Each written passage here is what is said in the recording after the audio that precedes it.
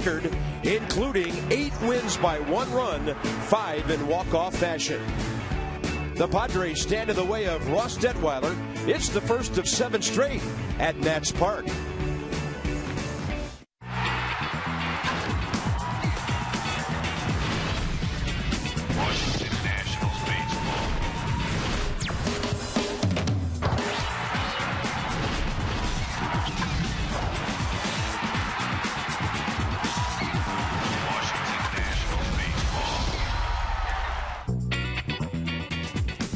Good to be back home, although I think the weather followed us over here from Cincinnati. Fortunately, Joey Votto did not. Herman is here. The Nats are back home to play 7 in a row, and it's good to be back home. Click your heels and say that a couple of times. Padres, Pirates, and Orioles on this homestand. So back home, it's been a bit of a different story for the ball club. Walk-off wins, excitement, and some better efficiency by the closer. Yeah, with Henry Rodriguez right now, it's just a case of Dr. Henry and Mr. Rodriguez. Dr. Henry's very good. He goes out there and he dissects the hitters. In his 8 saves this year, 8 innings pitched, no hits, no runs. So when it's going good, he's going good. But when it's not good for Henry Rodriguez, it seems like when a couple of guys get out there, all heck starts to break loose. So I think he has trouble right now dealing with a little bit of adversity. And of course, Saturday night, one of the most dominating performances we ever saw by Henry. Breaking balls, fastballs, nothing but strikes. And then, of course, last night he has to face Joey Votto. You know, facing Joey Votto, that's going to happen, but it's walking the guys in front of him that really hurt. Yeah, and it's all about ball 1 with Henry Rodriguez or strike run. But I think with the mound last night, the one red flag for me with what Henry said after the game, he said he had trouble with the mound. Most closers I played with are all very accountable. They blame it on themselves first, not the mound. All right, hopefully the offense tonight gives the Nats pitching staff enough breathing room. Danny Espinosa came alive in Cincinnati. 5 out of 11, 2 homers and 5 RBIs. Great defense, couple of walks, couple of stolen bases. His batting average went from 191 Friday to 215 at the end of the day Sunday.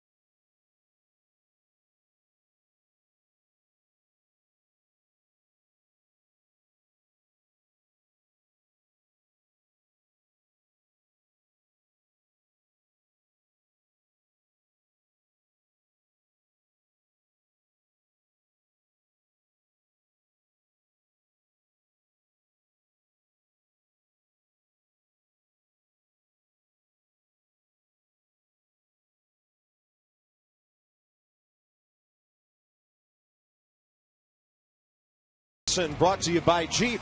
Visit Jeep.com to learn more. And by Men in Black 3 in theaters with all those aliens May 25th. Well, the rain's coming down. You can see the tulips are kind of wet.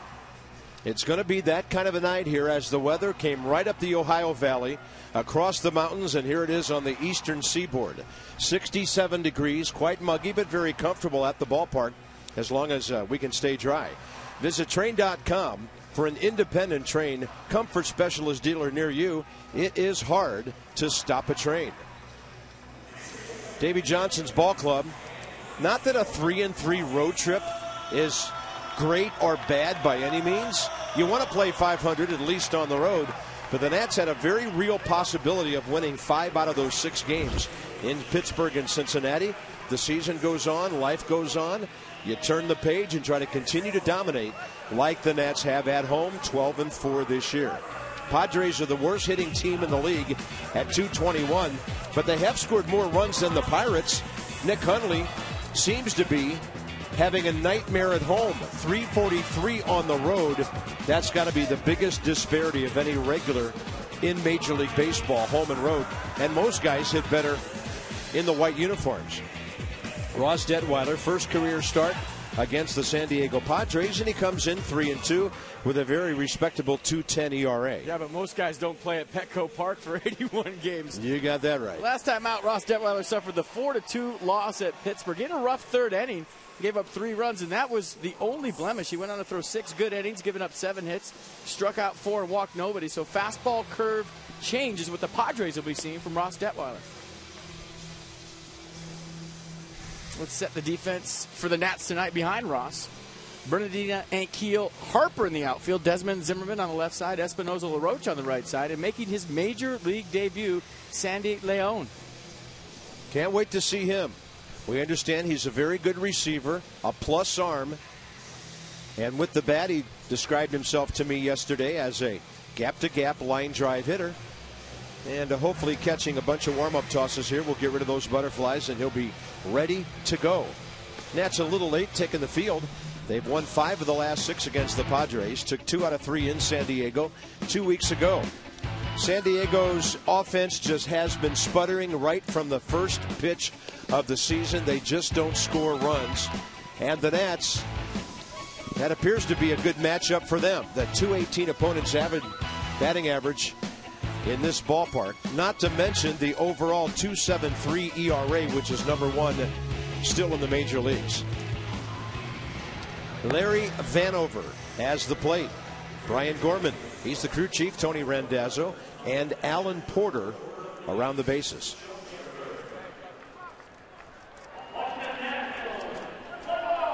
Larry Vanover, by the way, a 20-year veteran.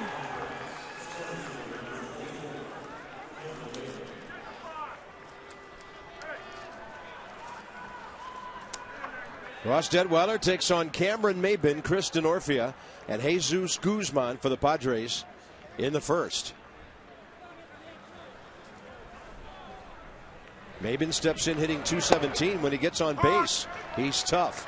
First pitch, 7:08. A good-looking, free and easy fastball for a strike.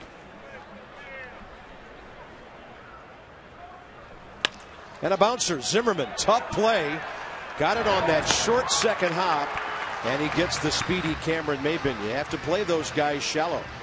Yeah, playing in for the bunt right here. He gets the in-between hop. And I used to like to play shallow at third base. You take the dirt out of the equation, you get the ball right off the grass, and watch this. Last hop's on the grass. Little short hop in between job. Lots of time because you're playing so close. And the ball was hit hard. Nice play.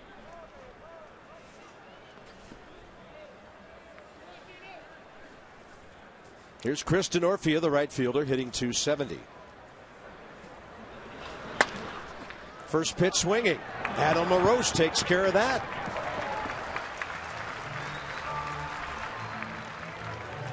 Padres just came from Philadelphia, beaten by the Phils yesterday and Cole Hamels. They are 12-23 and already 11.5 games behind the Dodgers in the West. Nats start tonight with a record of 21-13. They are a half game back of the Braves in the East. Atlanta has gone home, and guess who's visiting them? Joey Votto and the Cincinnati Reds tonight.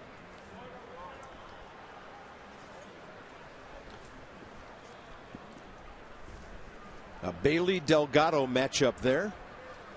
And Detweiler comes out throwing nothing but strikes here early. And Cheving Wong had a good day today in Syracuse. It looks like he's healthy, going to be down there for one more start. But I think this is a big start for Ross Detweiler. He's facing a team that's just 2-12 against left-handed batters this season. hitting .223 against lefties, 84 for 376. And here's another number to go along with that. Detweiler giving up an opponent's batting average of only .069 to lefties. So he's done what he's needed to do for the most part. 6 starts, 5 decisions. Means he's sticking around for a while. And who wouldn't want a .210 ERA on your starting staff? Of course, on this staff, that's about 3rd or 4th best. And the Padres have 13 home runs as a ball club, only 1 versus a left-hander. Wow. They've only hit 13 home runs. Hey, there's our buddy Jason Worth, left wrist in a cast. Good to see Jason with the guys. We have missed his presence in the clubhouse, on the bus, on the train, or on the plane, everywhere around the guys for the last week, and good to see him partially in uniform. If we were on a train, we'd have missed him too. Sure. Cab, helicopter, you name it. Masson yacht. Yeah. 3-1. Out of play, right side. But they were saying today before the game that because he got operated on so quickly, that's going to speed up his recovery by about 3 weeks. How about that? They went right in there, got the job done. So he'll be back 3 weeks sooner than if they would have waited to get that thing operated on. That's good news. Jesus Guzman on a 3-game hitting streak, 5 for his last 11. Detweiler will throw one that's drilled toward the scoreboard. Cruising over. Pop is Bryce Harper. And a 1-2-3 top of the first for Detweiler. Here come the Nats bats.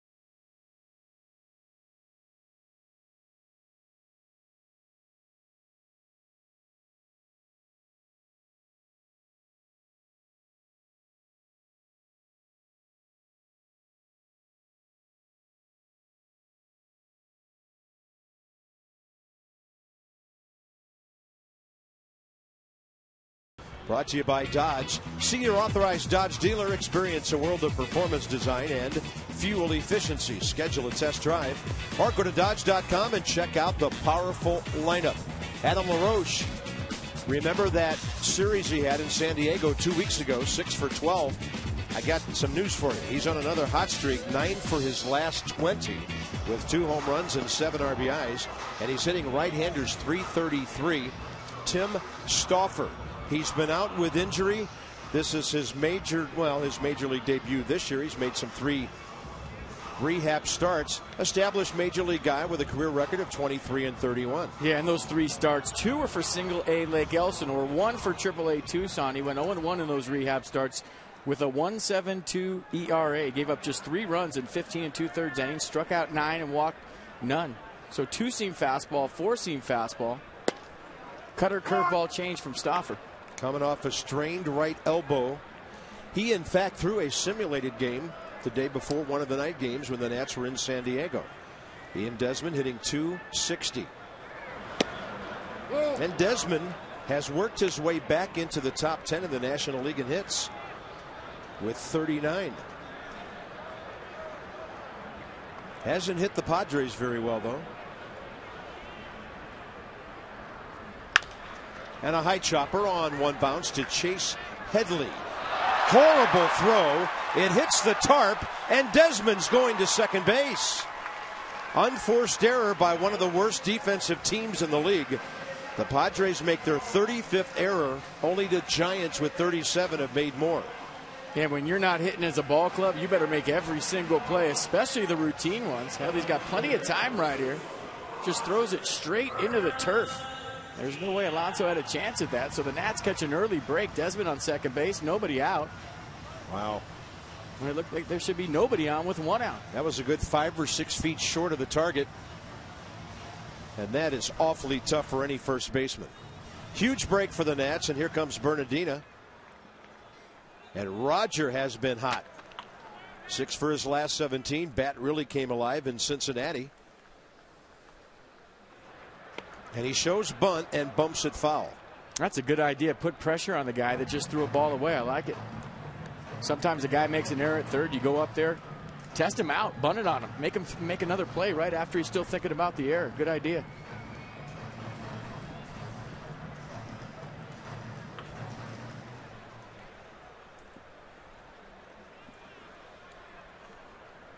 So some early adversity for Tim Stauffer. Making his 70th career start.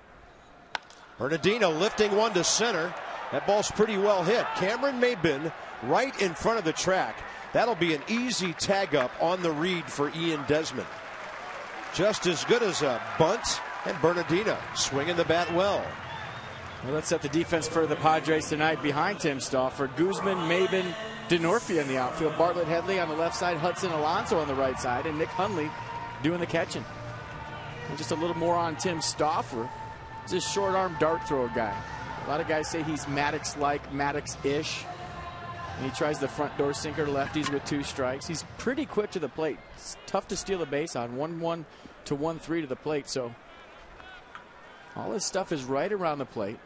Sink the fastball, cut the fastball. Almost like Bronson Arroyo in a sense that you got to zone him up, but he's got a much better fastball than Arroyo, and he'll use it a lot more. He's actually pitched well against the Nats in his career. 2-1 in 4 starts with a 1.66 ERA.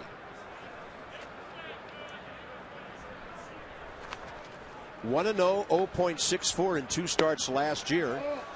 1 in each ballpark. And the only time he gave up a run against the Nats last year was on May 28th here when Lance Nix hit a solo homer. Zimmerman, golden opportunity for his 8th RBI.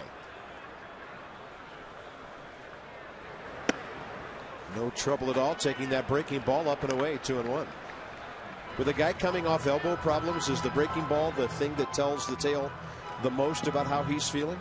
Yeah, that, and you know, your first start of the year. This is opening day for Stauffer, so yeah, you had a couple rehab appearances in the minor leagues, but right now he's got butterflies going on. So when you're nervous, your stuff's usually up. Had Ryan reaching there, and the count's 2-2. Padres pitching staff doing a pretty good job. They're 3.35 as a staff, number 5 in the National League. But they have had 6 pitchers so far this year go on the shelf. 4 starters to the DL. And Buddy Black, the left-hander, done a good job of guiding his team through all of that. In a tough division. Outside, 3-2 to Ryan Zimmerman. Adam LaRoche hitting .450 over his last 20 at-bats. We'll tell you how good he's been against all kinds of pitching when he steps in. Zimmerman, by the way, 2 for 4 against Stauffer career with a home run. He'll take it over but low, and it's 1st and 3rd, 1 out. Great at bat. Ryan's 13th walk of the year. Now, this pitch was pretty close right here. Ryan Zimmerman taking it all the way. That was the comeback fastball, and it looked like it came back enough. I think Stauffer thought he had strike 3. And that's the pitch he'll throw to lefties a lot. So with LaRoche right now, he might start you up with a fastball right at your front hip. Try to run it back over the plate. But good at bat right there from Zimmerman. Take what they give you.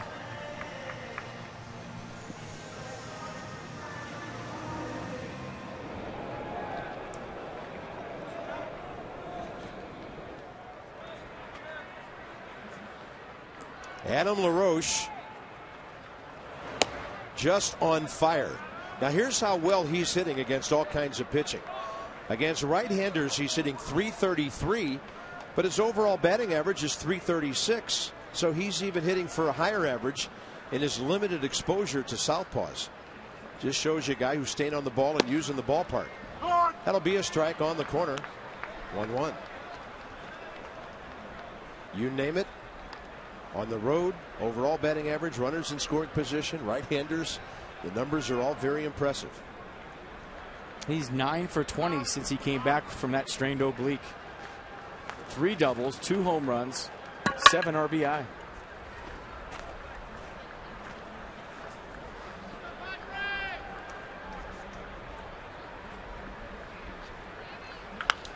It's amazing the protection a 19-year-old number 5 hitter can give a guy. For some reason, hasn't geared it up at Nationals Park yet. None of his 6 home runs, but his share of RBIs. Some pretty big hits in there in those home games. I don't think that tells the whole story. True.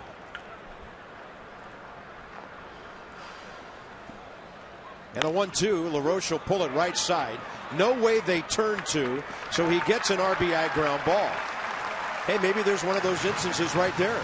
A base hit doesn't show up in the box score. All he did was drive in a run, and he also advanced the other runner. Yeah, that's how you drive in 100 runs, folks. You take the opportunity when it's given to you. A little thing like a 4-3 in the scorebook, those add up over the course of a season. That's how you drive in 100. Nice job. So number 25 for Adam, and here comes Bryce Harper, whose bat came alive in Cincinnati yesterday. Couple of hits, 2 runs scored. And that's a good job of taking advantage of an opportunity that was given to you by the Padres. First pitch off speed.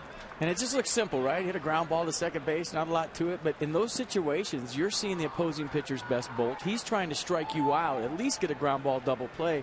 So while it looks like it's not that big a deal, just hitting a simple ground ball right there and giving Ross Detweiler a 1-0 lead is a lot bigger than you would think. Harper hammers that ball. Good play by Orlando Hudson. So the Nats will get an unearned run thanks to the error, the walk, and the grounder.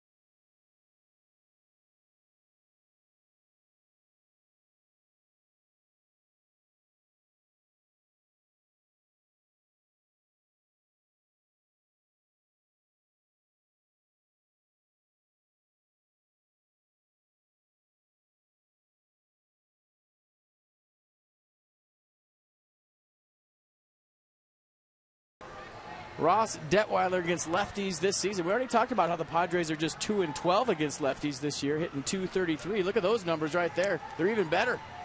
Lefties just 2 for 29 and .069 average against Ross this season. Find out why the government is turning to STG at stginc.com. 1-2-3 first inning on just 9 pitches, 6 of them in the zone. They'll face Yonder Alonso, Chase Headley, and Nick Hundley. Top of the second for San Diego.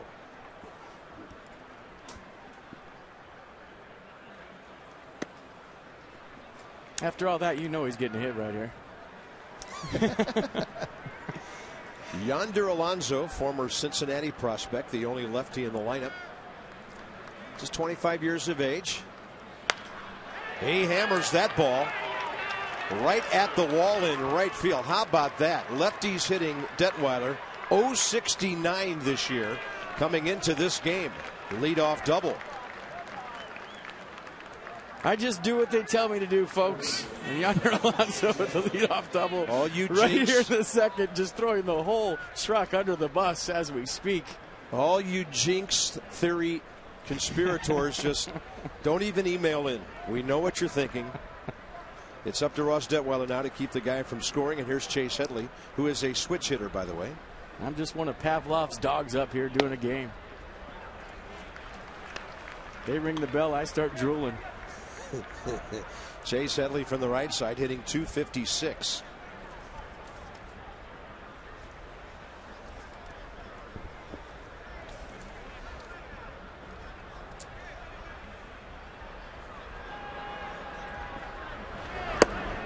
That's a great looking fastball, just missed inside.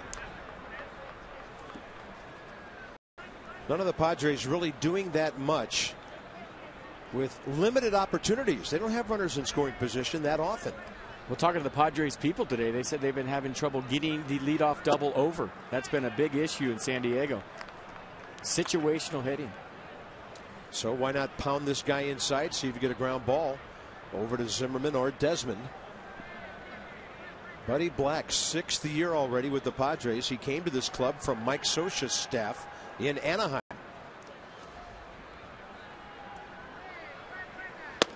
Trying to pound him inside to get that ball pulled, but now he's missed on 3 and has to at least give him something on the inner half with Nick Hundley, the catcher, coming up next. You know, we indicated earlier how good he's been on the road this year.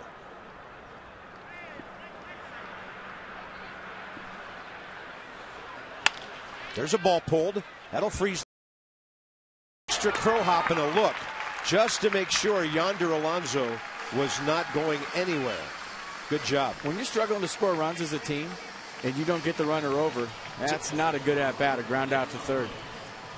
You can buy Nationals game used, autographed, and team issued memorabilia when you're here at the ballpark. Check out sections 112 and 113. Available at every home game. Email memorabilia@nationals.com.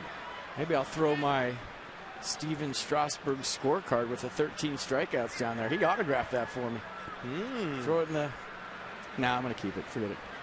Well, thanks for the tease. That's mine. Sorry. I'll tell somebody right now if they want to donate $500 to the Nationals Dream Foundation, I'll make a full color copy of my card from last week and have Steven sign it for you. That's nice. You can get some free scorebooks down there too. I heard some Bob Carpenter scorebooks for free. We don't need to. Yeah, I'll throw in one of those. Any one of the concourses. Just go down there. They're everywhere. You are determined to break my bank. Nick Hundley, the catcher, as we mentioned, hitting 178 overall, but so very good on the road. Really interesting. 343, 12 for 35.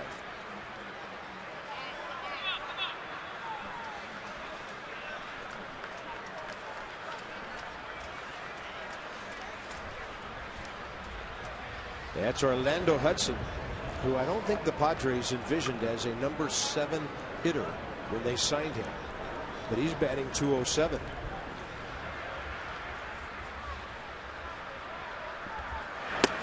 Nick Hundley's got some kind of scuffle going on right now. A guy that can really hit. 3 for his last 42. Done a nice job of catching for the Padres all season long. Done a good job of throwing runners out. He leads the major leagues with 11 guys thrown out trying to steal, but right now he's feeling some pressure at the plate. And a ball popped up. And the count's even 2-2. There is only one hitter, by the way, in the Padres lineup tonight that has ever faced Ross Detweiler, and that's the man we showed you on deck. And there's one on the bench. Backup catcher John Baker 0 for 1. Orlando Hudson 0 for 2. 2 balls, 2 strikes to the frontline catcher Hundley. Pretty good rip on a fastball tailing away. Yeah, that'll tell you he's right on it. If I'm Ross Detweiler, I'm going somewhere else. Curveball right here, changeup, anything but that pitch. He was all over that heater and that count.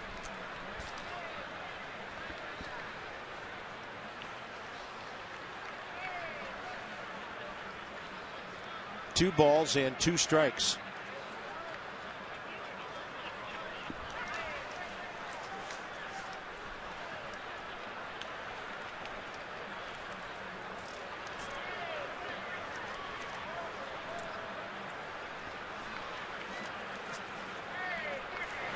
Breaking ball, hammered to left. Bernardina going back, finds his spot short of the track. On a night when it's not rainy and muggy and dreary, a ball like that might make it to the bullpen. Yeah, good passes by Hundley that whole at-bat. So a guy in a 3 for 43 scuffle right now. That's a pretty good at-bat to start this series off with. Good swings, got a curveball up, hit it hard. The curveball from Ross Detweiler up in the zone. And Hundley all over it. Nice play by Roger Bernardina. Going back and getting that ball, knowing where he's at. Sprinting to a spot, setting his feet, and making a good throw. Here's Orlando Hudson, who hit his only home run of the year against the Nats in San Diego, batting left-handed.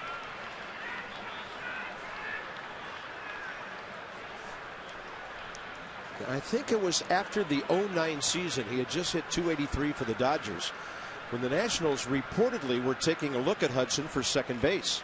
That was before the emergence of Danny Espinosa. Danny would come up that following September. Then that didn't work out, if indeed it was happening. He ended up with Minnesota, where he hit .268. Came to the Padres as a free agent and hit only .246 there last year. What's the over-under on double ear flap guys right now in the big leagues? I almost set it at about 4.5. He and Willie Harris are the only 2 I can think of, and Willie's not with the Reds right now. Well, I got 2 more. Oh, Lombardozzi. Yes. Right? Got another one? Yeah. I'm just letting you go. Center fielder. Phillies. Rhymes with Mictorino. The flying Hawaiian. There's probably some more too. Double flap guys. 1 ball, 2 strikes. Breaking ball hit well to right. Harper still going, and it's off his glove, and the game is tied. Opposite field for Hudson. We'll see how they score it. It was a makeable play. He got back there nice. He just missed it. So an early mistake by the Padres led to a run, and now a mistake by the Nationals leads to a run, and this game's tied. And that's right in his glove. I don't know if he took his eye off to see where the fence was coming, if he was close or not, but let's look at it. This is a great angle right here. He got a good jump. He's going back on it. And initially you think it's getting over his head, but his speed made up for it. He was there in time. He just missed it. So that is E9 and an unearned run for the Padres. So each team has given the other a run. Number 8 hitter Jason Bartlett, the shortstop, hitting .136.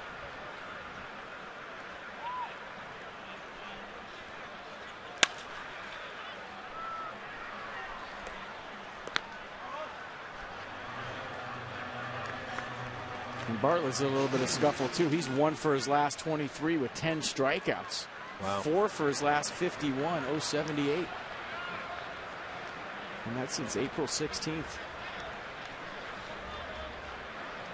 And they've got some guys who we know are better hitters than that, like Hundley and Bartlett, who is a .274 career hitter in 7+ years, 3 of those in Minnesota, 3 in Tampa Bay, and then .245 with the Padres last year. It just seems like guys go to San Diego and their batting averages die. And when we were out there, they're talking about bringing in the gaps in that ballpark next year. That's a perfect fastball in the inside corner. So San Diego picks up an unearned run. Danny Espinosa leads off.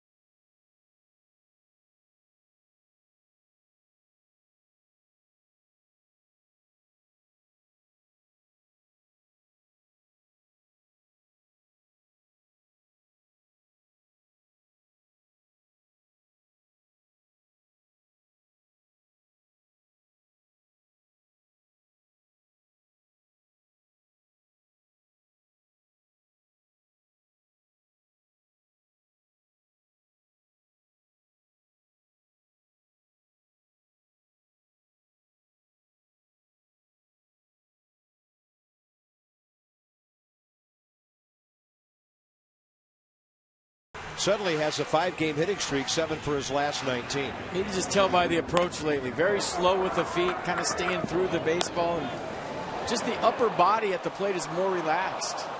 Obviously, the defense has been there all year long. It's nice to see that guy smile. We didn't see a lot of smiles in the month of April. But you turn the calendar, it's a new month, and May has been a lot better to Danny Espinosa. That was the one that was headed for Paducah. By the way, yeah, I got a report today. That baseball about 50 miles past Louisville as of game time on its way to the shipyard in Paducah. It hasn't landed yet? And if somebody in Paducah doesn't stop it, it'll be in the Mississippi heading for New Orleans. There's a swing and a miss by Danny. And we'll be tracking geographically the location of that baseball every night this week. You ask guys when they come back to the dugout after they hit a home run, did you get it? And it's the first thing guys will say in the dugout. And David Segui always had a great line. He said, did you see it land? And he goes, didn't get it. Breaking ball. Ooh, that's a strike. Stauffer gets one under Danny's hands. Espinosa has faced Stauffer 6 times without a hit. Just good to see a 2 at the start of his batting average, and hopefully he can build it from there.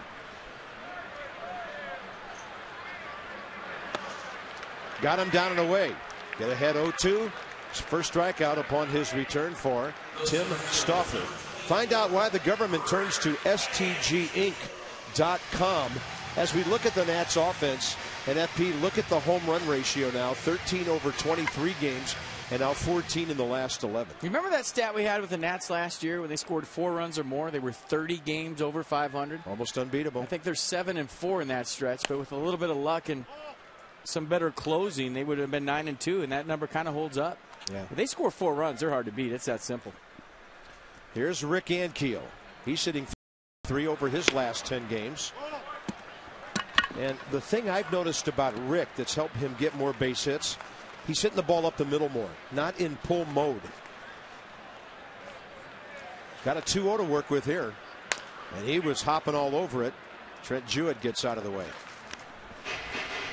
He just seems more relaxed. I say that about everybody, but as a hitter, you have to know, if you don't know, that if you're relaxed, you hit. You don't make it to this level not being able to hit. But sometimes at the highest level, you know, you go through spells where you're just not seeing the baseball, you're slumping, you look up at these humongous scoreboards and you see 187 or 195 or 215, and you're not used to hitting there, and all of a sudden you start to feel it. You know you're on TV. I mean, you know your teammates know that you're struggling, and whatever you can do as a hitter to relax, then the game starts to become a little more simple and your athletic ability takes over. There's so many times you just go up there so tight and I got to get a hit, and you're squeezing the sawdust out of the bat, and there's just no way you can do it when you're facing the best pitcher in the world. There is Sandy Leon wearing number 41, switch hitter.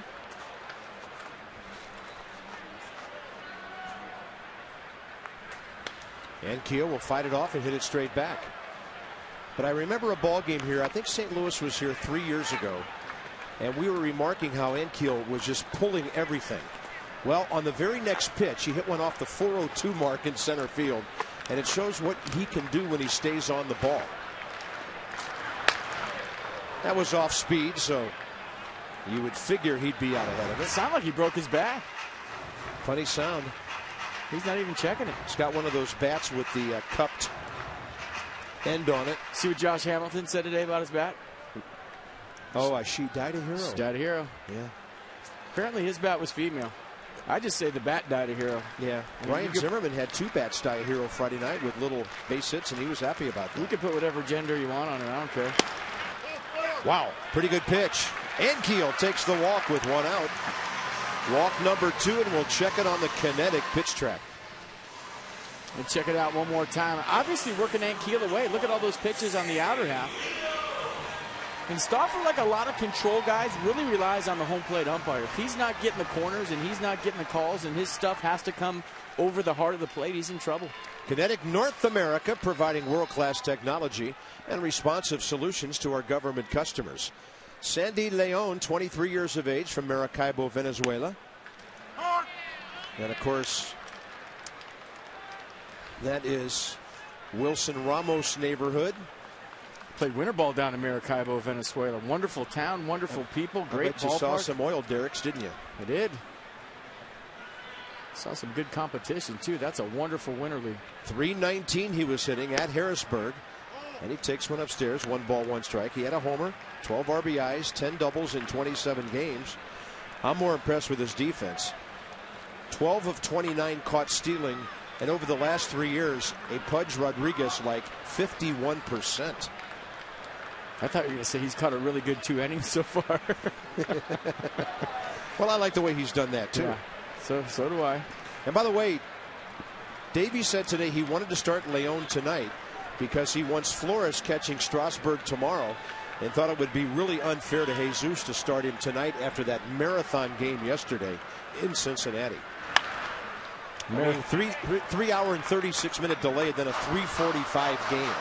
He had about 345 balls in the dirt that he had to block, too. I mean, he should have won the Vezina Trophy from the NHL for what he did in the 9th inning yesterday. Unbelievable. He was a goaltender, catcher, you name it, backstop. Counselor. 1-2 to Leon. That's going to punch him out on the inside corner. A perfect fastball near his hands. Stauffer's second K. Welcome to the big leagues with a pitch like that. I said Maddox-ish, and every at-bat I ever had off Greg Maddox, that's how it finished right there. Front door sinker right at your front hip, runs over for strike 3. That'll bring in Ross Detweiler, who doesn't help himself with the bat very often. 3 hits and 54 big league at-bats. 0 for 9 this year. He does have 2 career runs batted in.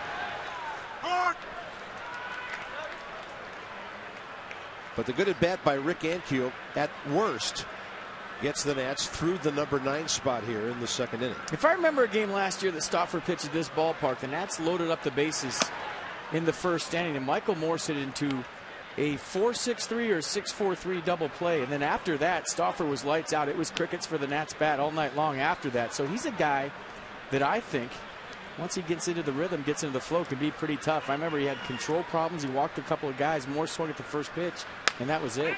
That was May 28th in a Padres 2-1 win. Did I nail it? Michael hit into a 4-6-3 double play after he had walked the bases loaded. I can't remember yesterday, but I remember weird stuff like that. Yeah, and the only run came on a leadoff homer by Lance Nix in the 7th inning. It was partly cloudy, 78 degrees, and 19,159 people were here. I was just going to say that. I just wanted to beat you to it. Outside. Jordan Zimmerman, yeah, guess who? He was the opposing pitcher that night and got the loss, giving up 2 runs in 6 innings.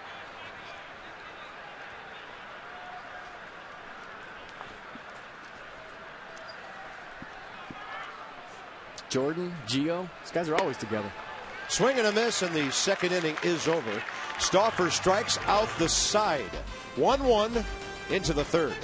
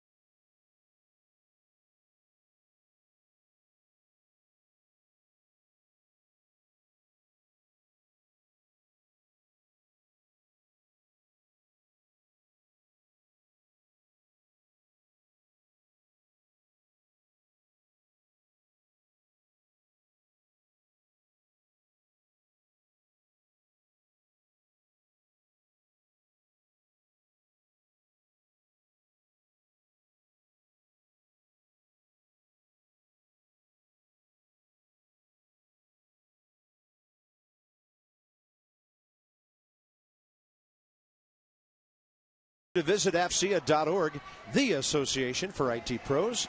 Christina, thanks for dealing with the weather tonight. I know, it kind of dried up out here today, Bob, but in the clubhouse earlier, I talked to Michael Morris, who says it's been absolute torture sitting back and having to watch his team go out there and actually, be doing very well. And he joked with all of the guys on the DL. He's like, a memo needs to go out. Nobody else is welcome to come on the DL. I know there's a lot of great guys on here, and you think we're all having a good time, but no one else is allowed to go down. But he did actually start working out today. He did some light throwing from 60 feet, no problem. He's on track. He says he's been doing his exercises to make sure there's no pain in that lat. He's been tracking pitches and will dry swing tomorrow. All eyes are on June 8th for Michael Morris to DH against Boston. And, of course, Drew Storen, who you see right here, also throwing today. No problems and is ahead of schedule in his rehab. So good news on the injury front from these guys. Well, that's great. And he's got a clothing line. You go to 22 Fresh, you can get that 38 Special T-shirt. My son wants one. He's bugging me every day to hit Michael Morris. He's got some beast mode sweatshirts on there, all kinds of good stuff. Are you kidding me? Look at the significant portion of this baseball team. It's getting to the point where we should just put who's healthy.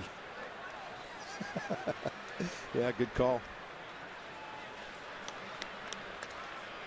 There's Jason Worth. Good to see him back in the dugout. He was watching the games at home, and he was my new BFF, texting me throughout the whole game. So I, for one, am glad that Jason Worth is in the dugout, not texting me all game long. Oh, you love it. Come on. You've only mentioned it like 8 times. Well, he's bored. He doesn't know what to do with himself. Anybody that's on the DL and you're out for that long, man, that's the worst feeling in the world. Yeah. You feel for him or anybody that gets hurt. It stinks. Well, right now, the highlight of his life is Nats baseball on Masson. 3rd inning underway. Stauffer takes one upstairs, a 161 hitter. He does have 11 career RBIs. Tim Stauffer played baseball, basketball, golf, and soccer. Saratoga High School in upstate New York. And he was a Spider for a while. Went to the University of Richmond. Puts a good Virginia swing on that one. And Ian Desmond takes care of that. 5-game flex plan. You can buy 4 games and get a 5th one free. The whole thing starts at just $60. So ignite your natitude at nationals.com/flex. Some restrictions do apply. But remember, there are great games coming up. The Orioles are in here this weekend. After the Nats go on the road to take on the Phillies, the Braves, and the Marlins. Guess who comes calling? The Braves and the Mets on the next homestand. Yankees, Tampa Bay later on. A lot to be excited about here at Nationals Park.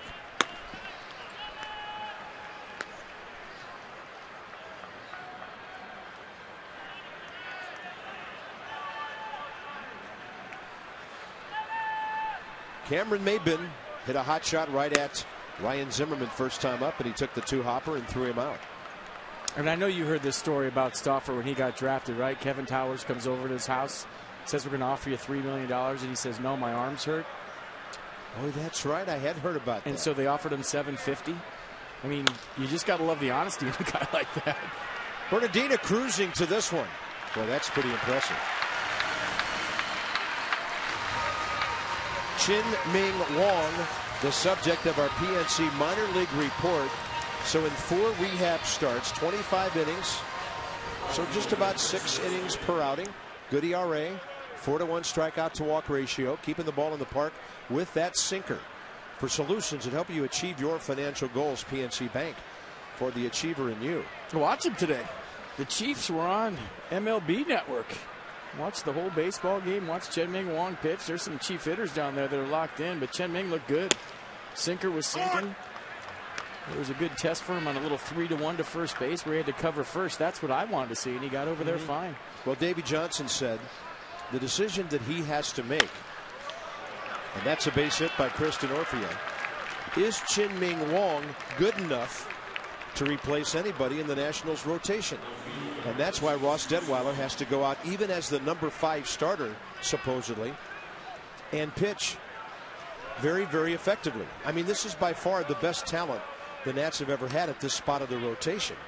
But it's up to Ross to make that decision for Davey And then the manager's problem is, what do you do about Chin Ming? Yeah, and he was asked about a 6-man rotation, right? And he said, no way. That ain't going to happen. No.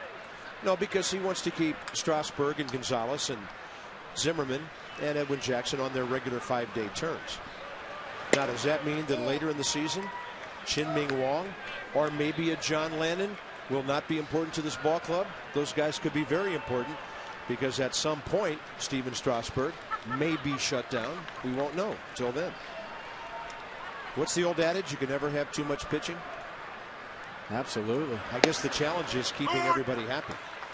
I keep things pretty simple. I mean, you know that if you watch the broadcast, but I think one guy's a part of your future and the other guy maybe not so much. When you talk about the age of Chen Ming Wong and you talk about the age of Ross Detweiler and how much this organization has invested into Ross Detweiler. And Chen Ming Wong's a great pitcher, but lefties that throw 95 don't grow on trees. Right.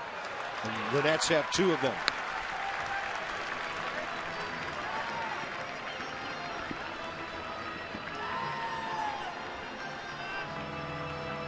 .41 pitches so far. Fastball 76% of the time. Off speed 24. Jesus Guzman is the hitter here.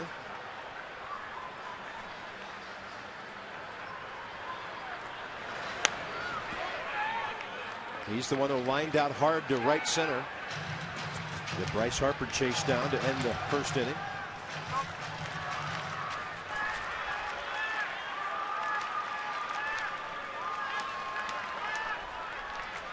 .30 pitches, first 2 innings for Ross. He's at the 42 mark right now, trying to put an end to the top of the 3rd. Ed Denorfia, he's a feisty guy. Plays really hard. Almost a career minor leaguer, and then he got his chance with the San Diego Ball Club a couple of years ago. 2 for 4 in stealing bases, but he's one of those guys who will always be a pest. .275 career hitter, longtime Cincinnati prospect, more than 8 years in the minor leagues. We've seen so many good base runners this year against Ross Detweiler. When he goes home, they go back to the base. Yeah. And that tells me that his move to home is better than his move to first. And certain lefties do have a good move to home. And what do I mean by that? Well, they look like they're coming over, and then they go home. And sometimes that's just as effective as a guy with a good move to first base. If he looks like he's coming over here right now, you're going to go back. See, his move's not that tough. It's not very complicated. He's coming over to first base. But what is complicated, if you're a base stealer, is when he goes home. See, that's the B or the C move right there. He's got a better one than that. But his A move might be when he throws the ball to the plate. Well, and how often do guys get pickoffs anyway? So why not be really good at keeping them close when you're going home? In many ways, that's more effective to me. Big breaking ball for the strikeout. His 2nd K of the night, and here comes the top of the order. Desmond, Bernardina, and Ryan Zimmerman.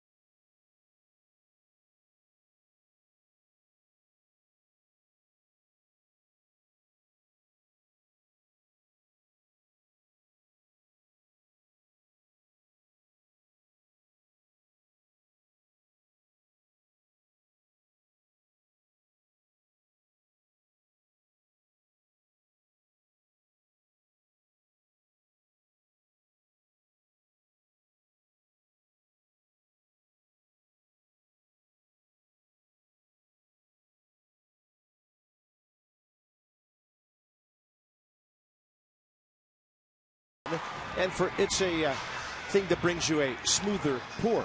It's not just a good time, it's Miller time. That is so cool. And all of a sudden they're making it cool to shotgun beers. My neighborhood was so tough we did that with our bare hands. Ian Desmond, Riser Bernardina, and Ryan Zimmerman, bottom of the third. Desmond, first pitch swinging and a base hit. Might have broken the bat. Had a funny sound to it. And because of the error earlier, Ian Desmond is on base for the second time. Well, I've been waiting 2 innings to say there goes the no-hitter. So there goes the no-hitter. Ian Desmond with the base hit up the middle, checking in. On base twice. Roger Bernardina hit the ball a long way to center field. First time up.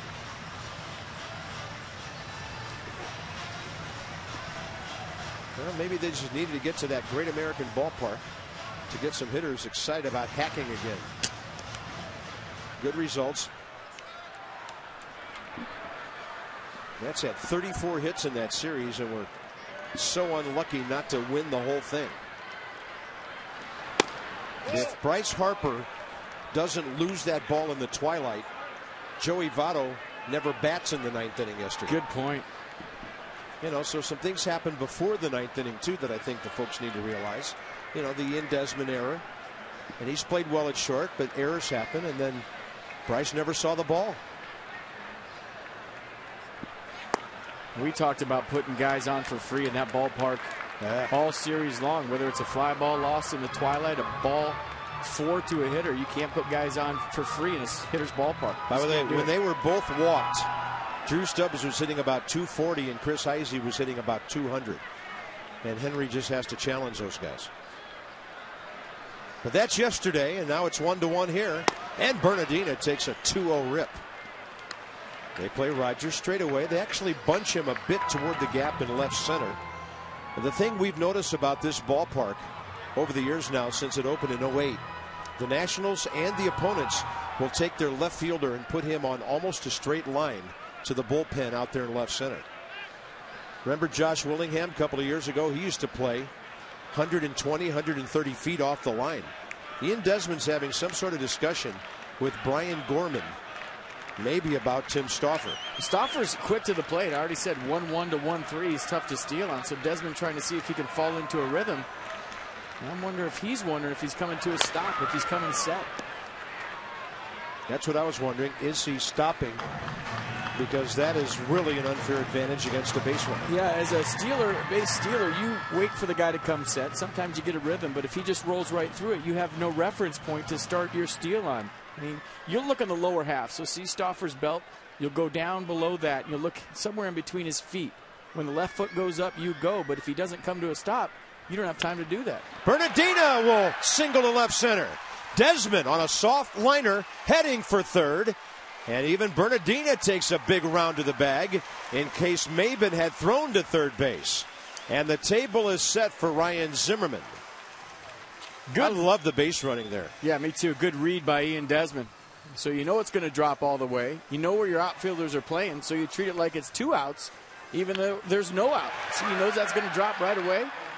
And because of his speed and the good read, no hesitation, all the way to third base. So first and third, nobody out for Ryan Zimmerman. Yeah, then on the other end of it, in case Maben had gone to third, Roger Bernardina was a good 25 feet beyond the bag at first. So when guys are getting hits, they're feeling good about everything. They're aggressive, pressing the issue. And here's Zimmerman, who walked his first time up. I just love aggressive base running, period. Even if you're going to make an out, I like to see it. Good base runners aren't afraid to make mistakes. They take chances. Zimmerman takes a fastball upstairs. Ryan's been sitting on 7 RBIs for a while. Didn't have a big weekend in Cincinnati, though he did have the 3-hit game on Friday night. Ended up that series 3 for 10 with 3 walks. So he was on base 6 times. And the book on him for about a week has been away. Away, away, away. Fastballs away, sliders away. And this is where it gets tough to drive in a guy, because a guy like Stauffer is trying to keep the ball down. As a hitter, you're looking for the ball up. You don't want to hit the ball on the ground right here. You want to get something you can elevate to the outfield.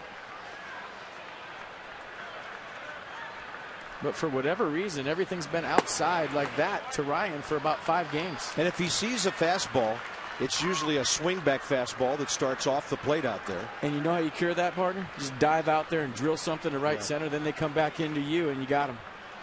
And start throwing stuff over the middle inside. Then you can turn and get your home runs. He's made a pretty good living in right center, but that's outside, 3-1. Wow.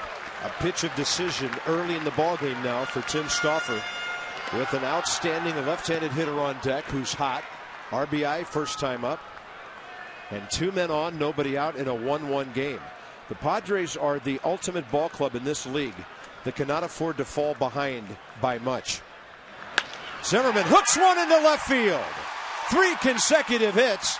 The Nationals lead 2-1. And there's Ryan Zimmerman's 8th RBI. And he got a cutter in a 3-1 count. He was all over it. You see the cutter from Stauffer right there, right out over the plate. So while everything was off the plate away, he finally got something that he could reach, and he hammered it. Ground ball in the hole.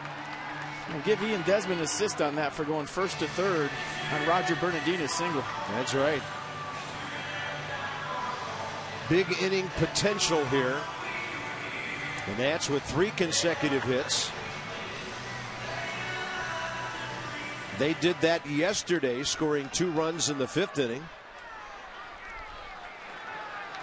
And here's Adam LaRoche, who cashed in his 25th RBI of the year. First time up with that ground ball. Stauffer not ready. He'll step out. The Nats have Tim Stauffer up to 48 pitches with nobody out in the 3rd inning.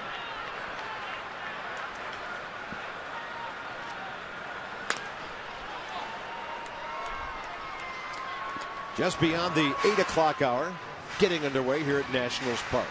12-4 the Nats are at home this year. Bob FP and Christina right back with you here.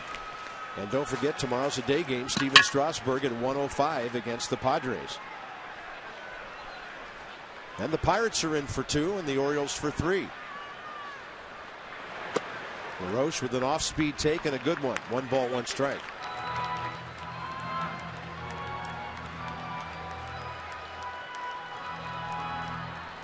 Bryce Harper hit the ball really sharply first time up, and Orlando Hudson took an RBI hit away from him up the middle.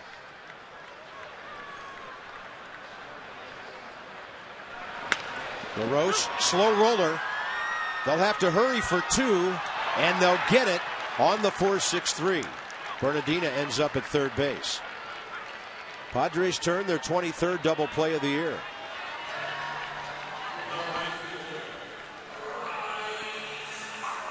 A pretty good turn right there. Hudson knows he's got a little bit of time with LaRoche running. Bartlett coming across the bag. Zimmerman doing his best to break it up. Now it's up to Bryce Harper to pick up his teammates. Like I said, good at bat first time up. In the last 3 days, we've been talking about it a lot. Feet are quiet, not jumping out there. Lays off the first pitch curveball, which Stauffer has been throwing to the left-handers. Feet quiet equals head still equals seeing the ball means you make better decisions. And when your bat is so quick like Bryce Harper's is, there's no reason to get all big leg kicky and jump out there. Your hands are quick, your bat is fast, you got pop either way. So he's learning, letting the ball get to him, driving it the other way. No problem taking that one outside. That was a changeup at 80, way outside. Enhancing his chances of seeing a fastball during this AB. And the reason guys leg kick is because it creates more torque and it creates more pop. But if you already got that kind of pop, you're blessed. You don't need to create that kind of stuff with your lower half. Just keep it simple and let it fly. And the ball gets away, and Roger Bernardina on a snap throw will score. He was coming down the line. Hundley and Headley tried to get him. And now the Padres have given the Nats another run. See, that's good base running right there by Roger Bernardina. I always used to tell my guys, never slide back to third on a pickoff throw. Just go back to the base, because now you create a shield for the third baseman. There's no need to slide. Just by sliding, you're making the play easy for them. Get back into the glove, run right into his glove, and if it ricochets off you, you get yourself a run. That's how you do it at third. That's an error on the catcher, Hundley. And the Nats now have scored 2 runs thanks to San Diego errors. Now Harper on a 2-1 pitch. Stauffer from the windup. And that ball is blasted center field. There's number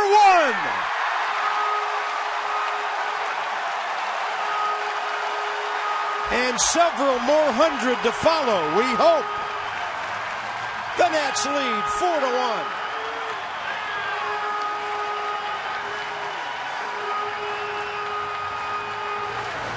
That dugout's fired up for Bryce Harper. I thought he might get the silent treatment right there. And everybody just as excited as we are to see the first home run from number 34. And it was a missile to straightaway center field. And folks, that's exactly what I was talking about. He's got the kind of pop. He doesn't need to go leg kick. And the fans want to come out of the dugout for a curtain call. Yeah, this is a for sure curtain call here. Danny Espinosa doing his best to step out of the batter's box and give Bryce a second. There he is. Congratulations. Now that's out of the way. By the way, he had 18 home runs in the minor leagues in just over a year and a month. And the Nationals, most importantly, lead 4-1 now. Danny Espinosa on an 0-1 pitch. He drills it to left center. It is a 5-hit inning for the Nationals.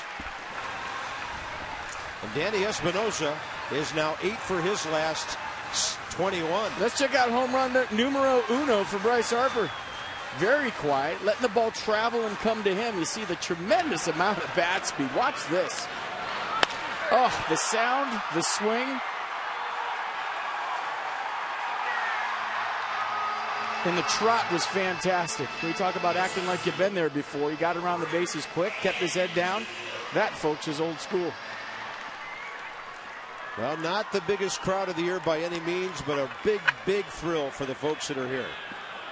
Big thrill for the guys in the booth. Rick Ankiel walked first time. So because of the home run, all the runs in this inning are earned. And a swing and a miss by Rick and a fastball upstairs. And the weather probably scared a lot of people away tonight, but the one thing you can say about Bryce Harper, and we've seen this every single game, he's going to do something exciting. Whether it's a play in the outfield, whether it's a misplay in the outfield, whether it's a base running play, a base running adventure, whether it's a swing of the bat, he's going to do something every single night that you want to say you were there to see. I think he's made up for the drop ball in right field, don't you? Yeah, he's even.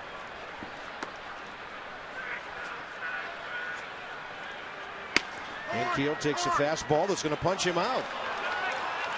The Nats in the inning scored 3 times on 5 hits. What a beautiful swing. Straightaway center field. A home run to remember for Bryce Harper.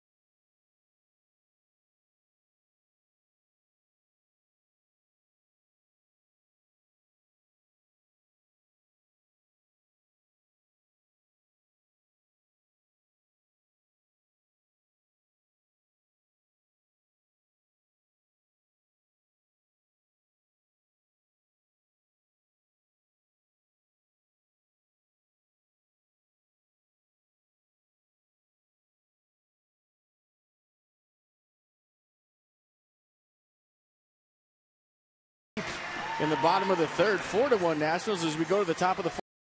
Why not? We got a little cutter that started out over the middle, broke on the inner half, and we've been seeing them go inside out a lot, folks, but when you get your foot down early, it allows you to get the extension out in front.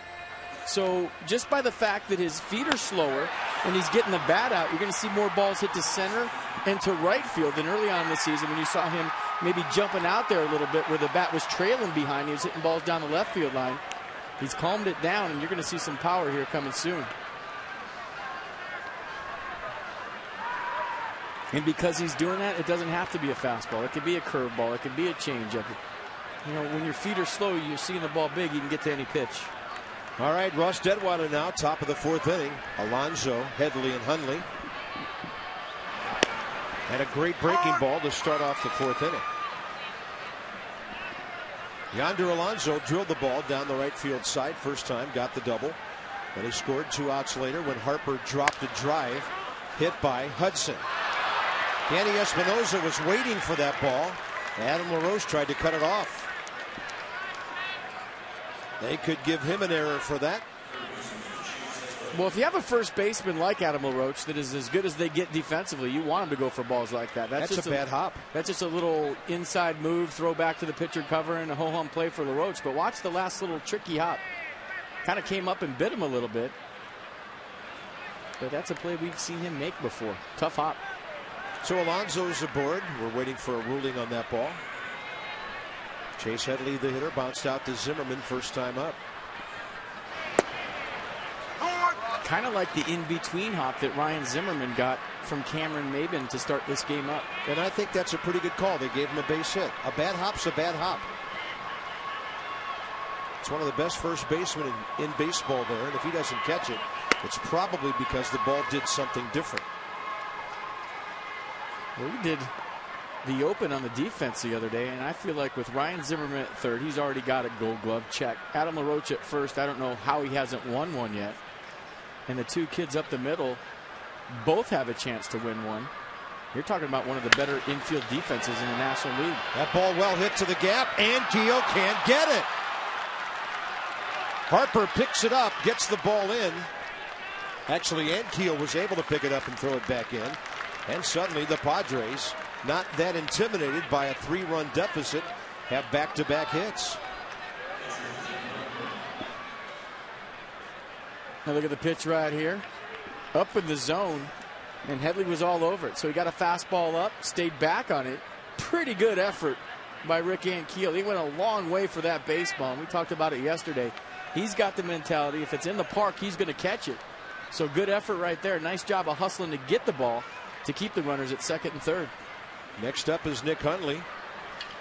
He drove the ball to left first time up. Bernardino caught it. Infield back with a 3-run lead. And a breaking ball hit foul. So the Padres have 4 hits now. Nats have out hit them 5-4 and lead 4-1.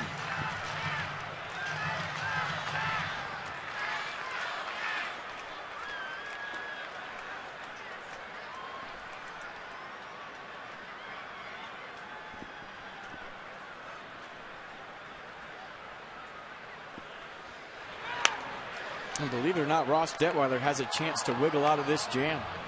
He does. He's got a guy up right now that's been struggling. 3 for his last 43. Jason Bartlett,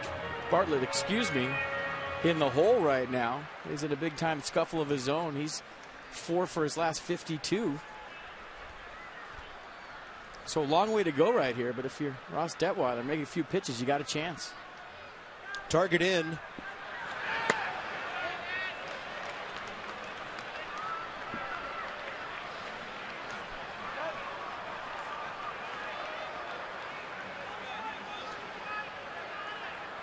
Fastball percentage down a little bit. It was 76% earlier. Trying to catch that inside corner, 2-2. I think that's the pitch. If you go back in there as a hitter, if it's a strike, the only thing Hundley could do with it is ground it to third base, and that's where you want him to hit it. You want him to go to a corner right here with a runner on third. Let's see what Leon decides to do. Looks like he's going back in there again. Good pitch on a breaking ball for the strikeout. Looked like Sandy didn't go that far inside that time, but he did make a move to his left. And he made him aware of that pitch by going with the fastball before that. So I talk about it all the time. Hitter sees a fastball off the plate in, you can do two things. Go right back in there or pull the string with some off speed. And that was the strikeout that Detweiler was looking for. Check out the Big Tent. Tremendous savings at Nissan's National Tent Event. Visit ChooseNissan.com or your local dealer this week. Orlando Hudson flied to right first time. Ball glanced off the glove of Harper. He's going to drill one to right center this time. It'll drive in a run. They're going to send both runners. Espinosa's got a shot. And Leon gets wiped out by Chase Headley. It's a 4-3 game. And Leon comes up limping.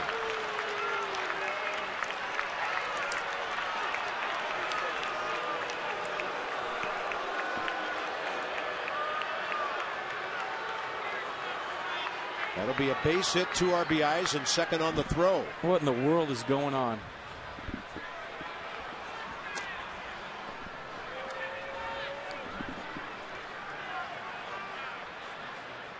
And that appears to be his right knee.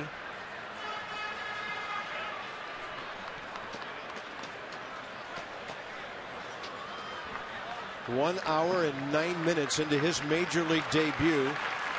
And Mike McGowan's going to have to help him limp off the field with help from Randy Knorr. Unbelievable.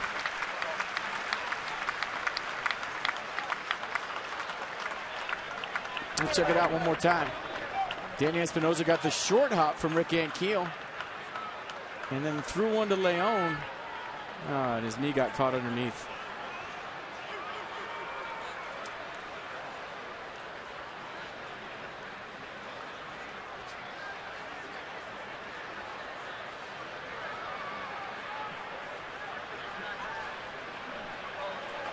It'll take a few moments for Jesus Flores to get all of his gear on.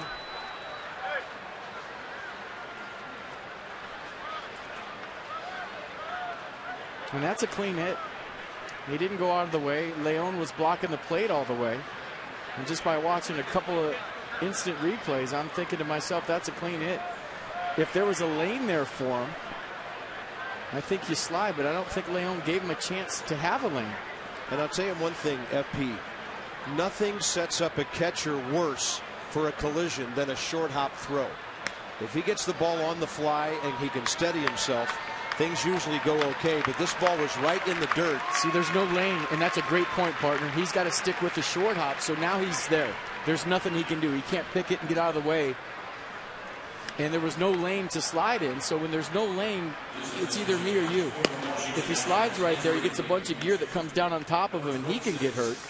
Oh, and you see the right ankle right there. That's not good, folks. Let's check it out. Real time right here. And that's exactly how Buster Posey got hurt for the Giants last year.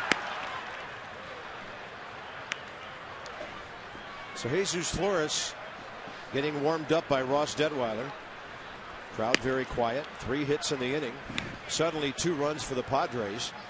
And a 4-1 lead is now 4-3 with a tying run at second base, 1 out, with the numbers 8 and 9 hitters coming up.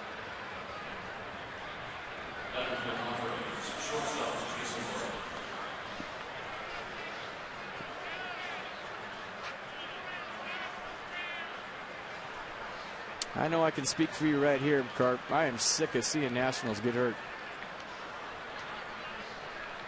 It's amazing what this club has done without Morse and without Storen.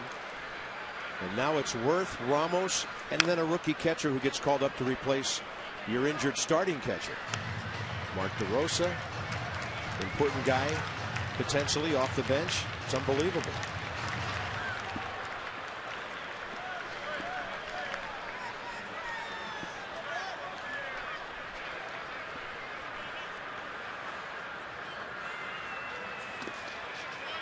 That ball blocked by Jesus Flores, who had an amazing game in Cincinnati yesterday. All of a sudden, I'm wondering to myself, if anything happens to Jesus Flores, is Bryce Harper the emergency catcher? I wonder if Lombardozzi is versatile enough to do that. He can do just about anything else. The way catchers are dropping, Bryce might have to catch this year. Knowing him, he'd volunteer.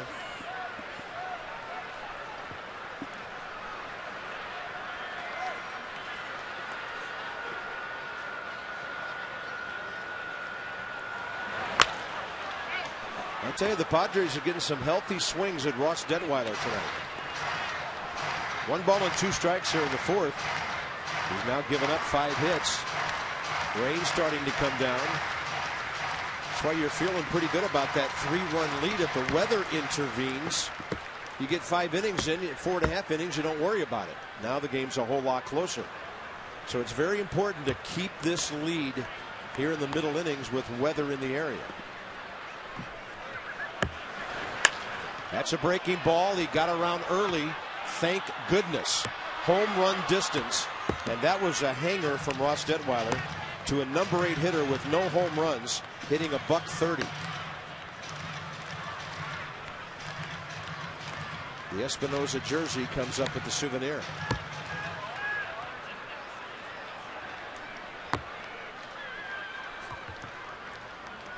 Might be time to take a mid-90s and bust it in on this guy.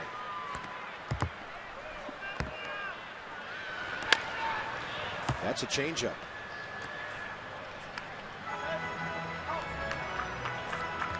I'm also kind of wondering on the fly right now. I wonder what the likelihood of the Nats signing Pudge Rodriguez is all of a sudden. Well, knowing Pudge, he's still in shape.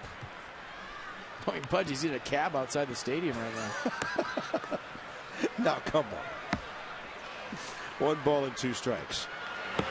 There's that fastball. Ross just hasn't been able to get that ball to the corner of the plate, and he snaps his glove in disgust.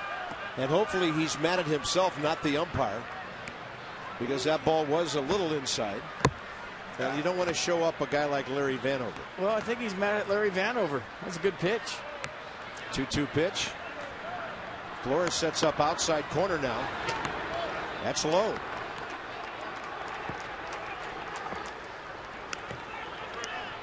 So the 3rd inning last time out against Pittsburgh was the Halloween inning for Ross Detweiler. Anything that could go wrong did.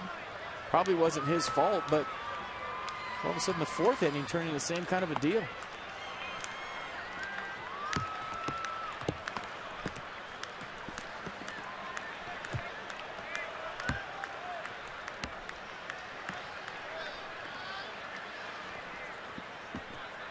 And that is a tremendous jump. And the Nationals just gave 3rd base to Orlando Hudson. I mean, it's tough when you see teammate after teammate going down in the course of a game. As a player standing out there, I mean, you just kind of go into shock for a second. You can't believe what you're seeing. So right now, I think you're seeing the team that's just like we are, tired of seeing teammates fall.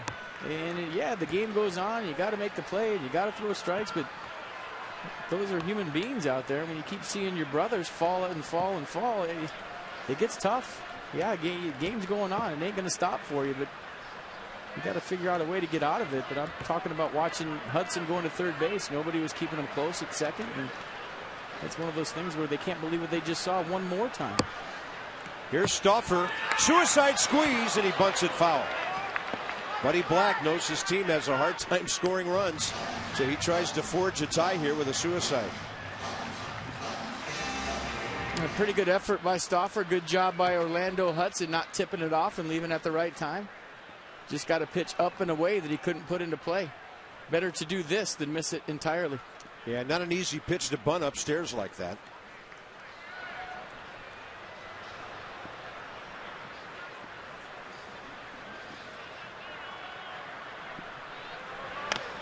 That's a safety squeeze, and this is a tie game. The runner at 3rd base was coming down the line, but in a waiting, sort of a holding pattern, and the Padres have executed 3 runs in a hurry right here. A nice read by Orlando Hudson on the back end. You have to make sure this bunt is far enough away from the catcher before you break. If it's right out in front of the plate, you got to go back to 3rd base. But watch, as soon as he sees distance between the ball and the catcher, he just walks home. It's a nice play. 2-4. Flores to Espinoza, top of the order now, and Cameron Maben.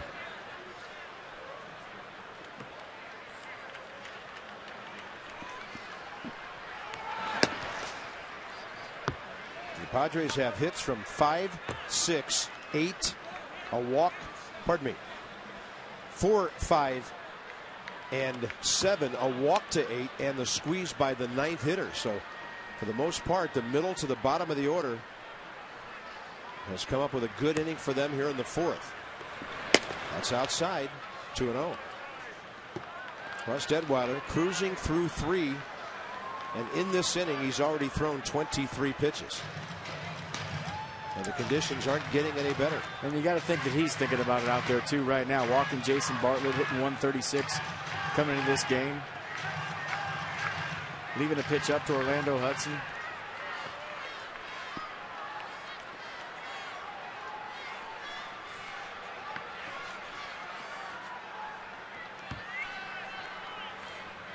Now, if this thing gets rained out now, you just pick it up tomorrow.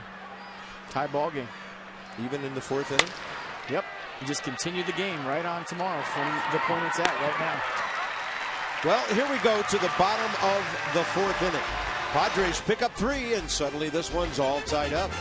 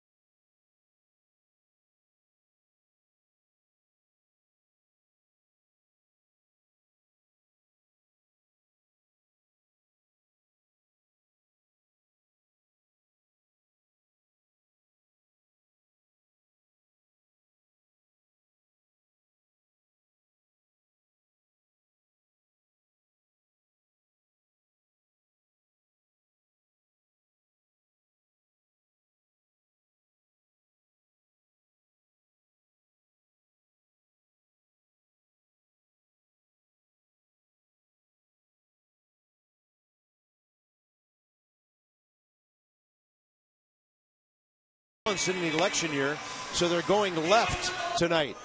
And look at George taunting Thomas Jefferson, Teddy, and Abe, going over backwards. Wow. I just did not think George was that kind of guy. AT&T fact of the game. Last at bat, so that's 9 out of 34 games. Amazing how things get decided late one way or the other.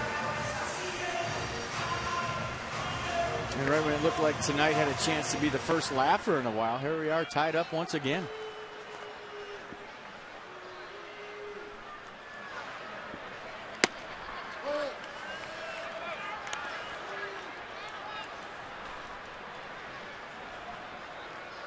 Jesus Flores had a good day yesterday in Cincinnati. 2 hits, a sac fly.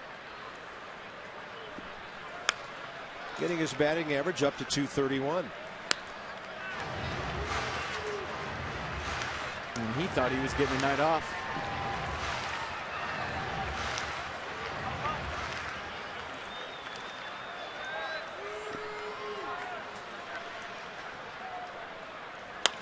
Waits for the breaking ball, pops it right field line. Orlando Hudson holding off Alonso, and he's got it. Got to bring in Ross Detweiler.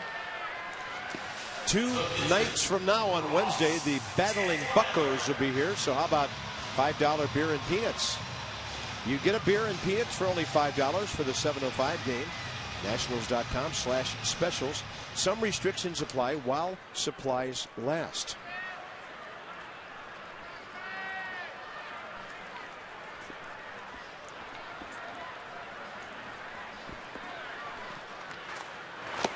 I remember peanuts being a big deal in Washington back in the late 70s. President Carter. Oh, yeah.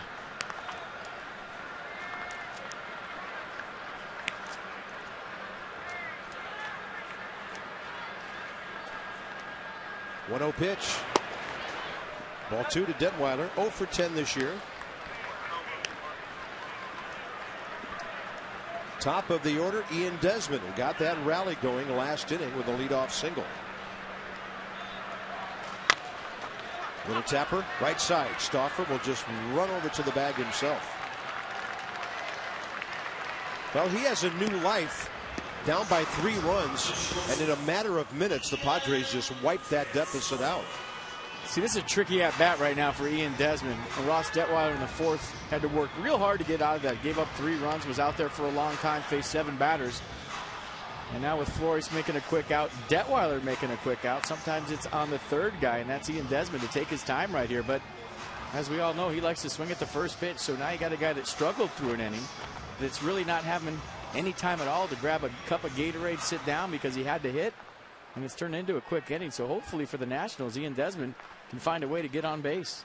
So maybe more prone to throw first pitch fastball. We'll see. Yeah, he does.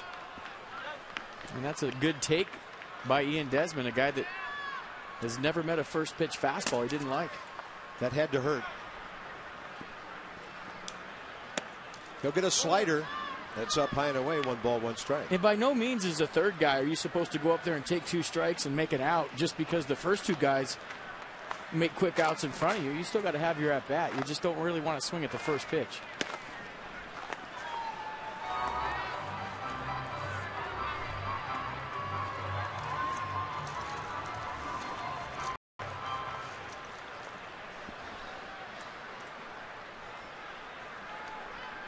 Desmond, 40 hits on the year. How about 41? That's a great job of keeping the inning going, and Ian Desmond is on base for the 3rd time. A little inning extension from Ian Desmond. And a little swing extension with a line drive up the middle. Nice piece of hitting. On base all 3 times tonight. A little 2 for 3 going. That'll bring in Roger Bernardino, who flared one over the shortstop's head last time.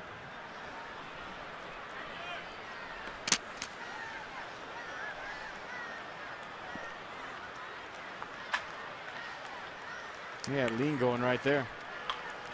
Ian stealing 2 for 2 this year.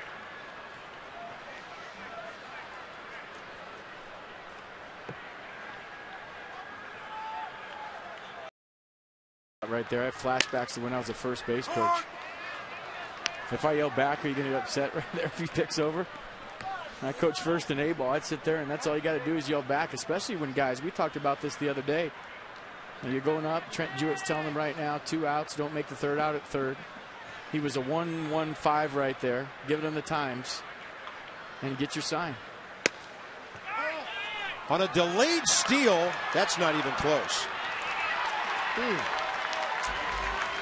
Ian Desmond waited and then got thrown out.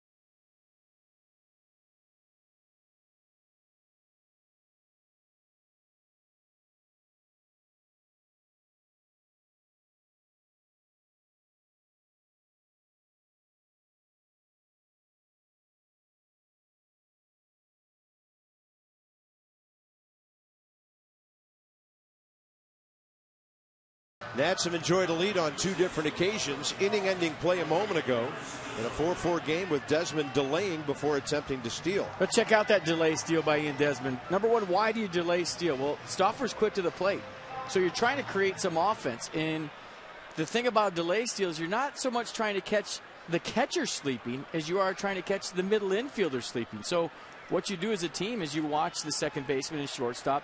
Are they moving towards second base after the pitch? If you see them out there flat-footed, you shuffle, go, and you try to catch the middle infielder sleep. And a lot of times on a delay steal, you'll see the throw go right into center field because nobody's covering. Watch Bartlett at shortstop. He's on it. A little bit late getting there, but he gets there just enough time to tag out Desmond. Very rarely do you catch the catcher sleeping on a delay steal, although it does happen. More times than not, you catch the middle infielder sleeping. It just didn't work. Chris Denorfia leads off. Right now, Ross Detweiler having a hard time consistently throwing his fastball for strikes. Desmond will circle around behind that with a backhand, make a very good play. Denorfia is very fast, and that's an outstanding play by the shortstop. I'm going to go on a limb right here. I don't think there's anybody in baseball that's better at making the backhanded running play and throwing with something on it than Ian Desmond. And it's not so much the play. A lot of shortstop make this play, but watch the velocity on the throw. That's the part that separates him from a lot of guys going into the hole on the run, sometimes away from the play, almost like a hook shot right on the money with some velocity on it. Yeah, and the ball delivered right at the letters on Adam LaRoche's jersey, too. Jesus Guzman 0 for 2. Line drive to right, swinging strikeout.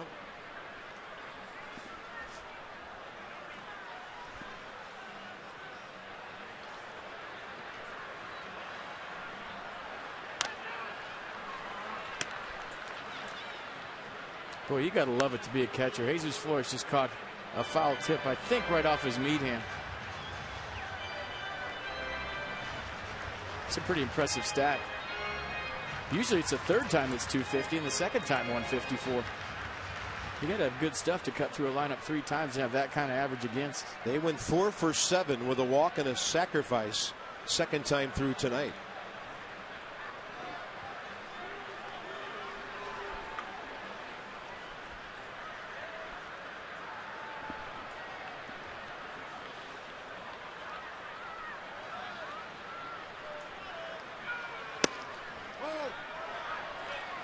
Just inside all night with that fastball. And just a hair off the plate, missing the spot.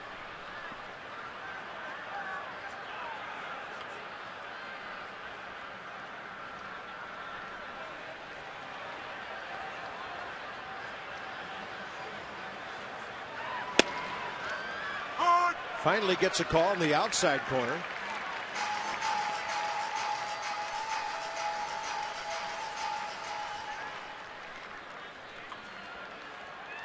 Yonder Alonso.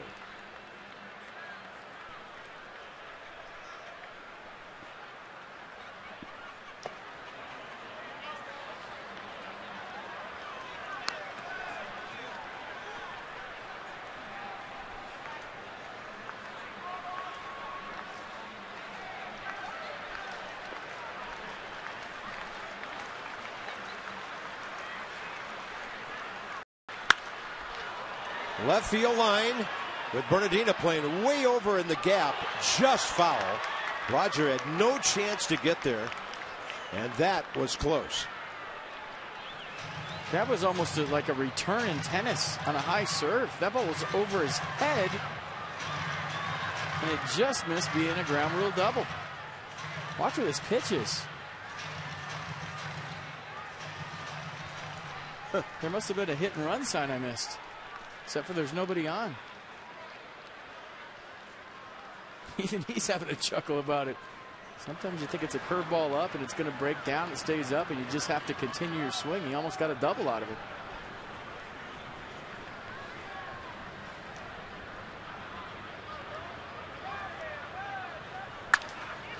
That's a pretty good follow-up. Another ball drilled into the gap. Harper comes up with it. Guns to second on a hop. And Guzman is safe. Padres have hit the ball hard that way tonight. For the most part, their right-handed hitters have not been trying to pull. Let's check out Bryce Harper's arm right here. Maybe the ball a little bit damp. Still some steam on it, right on the money. There's a little miscommunication between Rick Ankiel and Bryce Harper just for a second, and who was going to take that throw, take the ground ball. Well, you know, with those arms, they both won it. Here's Yonder Alonso, who's 2 for 2, and he has scored 2 runs. Guzman came dancing way off the bag there. Danny Espinosa will handle this one, 2 outs.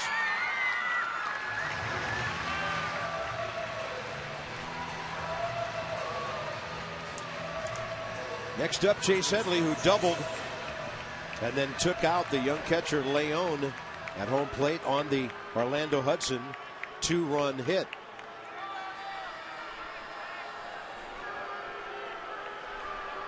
.80 pitches for Ross Detweiler. 51 strikes, 29 balls. Well, Chase Headley getting booed by the crowd. Craig Stammen is starting to warm up for the Nats, even though Detweiler's batting spot is nowhere near. Bernardino, the number 2 hitter, will lead off. Well, the big things with Cousins and Posey last year in the Marlins-Giants thing is Buster Posey was way out in front of home plate. And that's where the controversy was, because, you know, some people in the Giants camp, I should say all people in the Giants camp, thought that Cousins went out of his way to get Buster Posey way in front of home plate. But tonight with Leon, he was blocking the plate. So when you block the plate, it's unfortunate what happened to him. But you're fair game as a catcher. He didn't go up high. He didn't do anything cheap. He just simply ran into him, and his foot got caught underneath him. And it's unfortunate. It stinks. But that's baseball. It's part of the game. Plays at home have been happening like that for a long, long time. I mean, trust me, I'd be the first one up here saying that was a cheap shot. He went out of his way to get him. There's no way that should have happened. It wasn't. It was a good, clean play.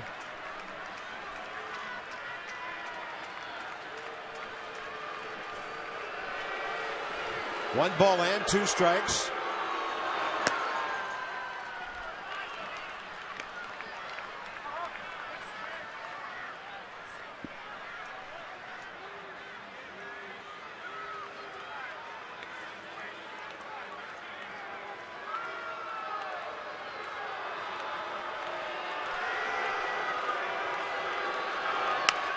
And Headley takes a pretty good rip. And I'll tell you this too, Carp. As a player, you feel bad about that.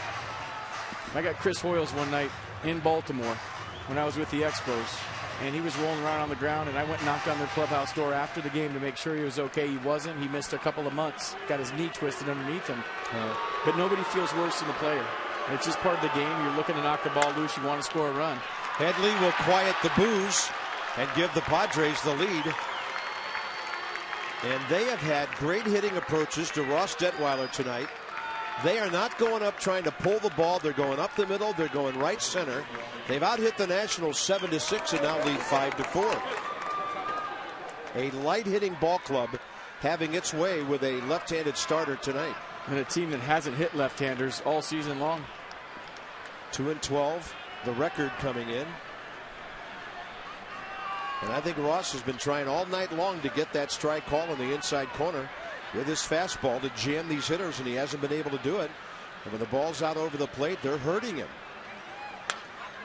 I mean, look at these swings. Well, in Pittsburgh, I don't think Ross had his good curveball, and I haven't really seen it show up again tonight. When he has the good curveball going, and for me, we talk about velocity all the time with the national staff. It's not the velocity, it's their secondary pitches to get the hitters off of their fastball. Well, most major league hitters can hit an F-16 if they know it's coming. So you have to get them off of that with your secondary pitches, your changeup, your curveball, your slider. And if you don't have those, it's going to be a long night for whoever. That ball was up and hit hard. Zimmerman handles it. That might be it for Detweiler. We'll see. Bernardino, Zimmerman, and LaRoche coming up.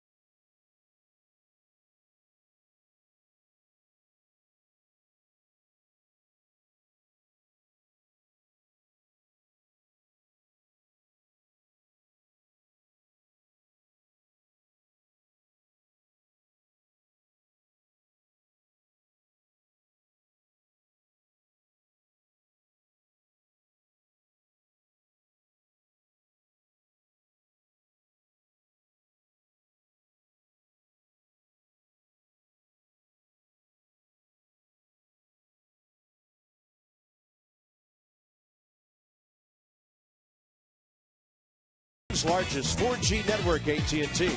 Rethink possible. And by Denny's, America's Diner is always open. Beautiful evening at Mr. Jefferson's Memorial. Padres and the Nats. Here's our game summary. 13 hits in the game, 9 runs, and the Padres have scored 4 unanswered, answering Bryce Harper's homer that gave the Nationals a 4-1 third-inning lead. 1,000 times on TV after the game, but let's watch it one more time. Why not? Could be history. Bryce Harper's first Major League home run. It came on a cutter down and in. Hit it on the putt-putt course in center field. Gets himself a free game on top of his first Major League home run. Yeah, that one right through the clown's mouth to the windmill. And a great moment for Bryce and the Nats. Another peek into the future for this ball club. And funny, Joe Madden, the manager for the Rays, has a saying, try easy. And for Bryce Harper, for the last couple of weeks, he's been trying very hard to get his first Major League home run. And wouldn't you know, on a night when his feet are slow and he's not thinking about it, the home run comes. Yeah. One of my favorite sayings ever, by the way, try easy. And we're happy it came at home for some of our fans to see. Here's Roger Bernardina at the plate when Desmond tried to steal. That's a great chance for a hit, and that is a base hit. There's been no signal by the umpire. I'm not sure. That made me wonder if Roger touched the bag. I never saw Brian Gorman actually say safe there. Boy, the more you see Roger Bernardina play every day, the more you like him. Whether it's a home run or a bunt single, this guy brings something to the table every night. And if he can add that to his game on a consistent basis, the sky's the limit. You're talking about, with his speed, putting the ball on the ground to bunt, once or twice a series. Now you're looking at a 300 hitter. Looked like Yonder Alonso didn't want a whole lot to do with the bag there either, with a screaming Bernardina approaching. Once Stauffer got into foul territory and he had to throw that ball back across the runner, he was safe. As soon as he got the ball and he ran across the line, I knew he was safe. Because now you have no angle for the throw, and you know the throw is going to go into the runner. At the very least, Alonso's not going to see the baseball. Ryan Zimmerman, a walk and an RBI hit.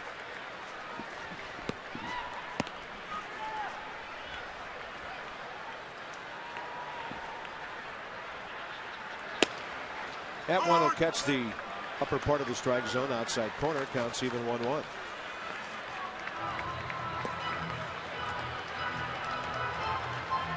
Zimmerman now 3 for 5 career against Tim Stauffer. Bernardina jumps off the bag for his lead. That one grazing right by the left sleeve of his jersey. Slots, tables, and dining, the ultimate triple play. Hollywood Casino, Charlestown Races. Highest slugging percentage versus San Diego. Well, Brad Hopp once with San Diego. I was going to say, he's good in inter squads. Yeah, a lot of years with Colorado. And Ryan Zimmerman right up there with the best against this, as usual, pretty good pitching staff. Way upstairs, 3-1. Well, Detweiler could not come up with a shutdown inning in the top of the 4th. Stauffer is trying to do that here in the bottom of the 5th, with his team just taking the lead. And he's facing the meat of the order here. 3-1 pitch.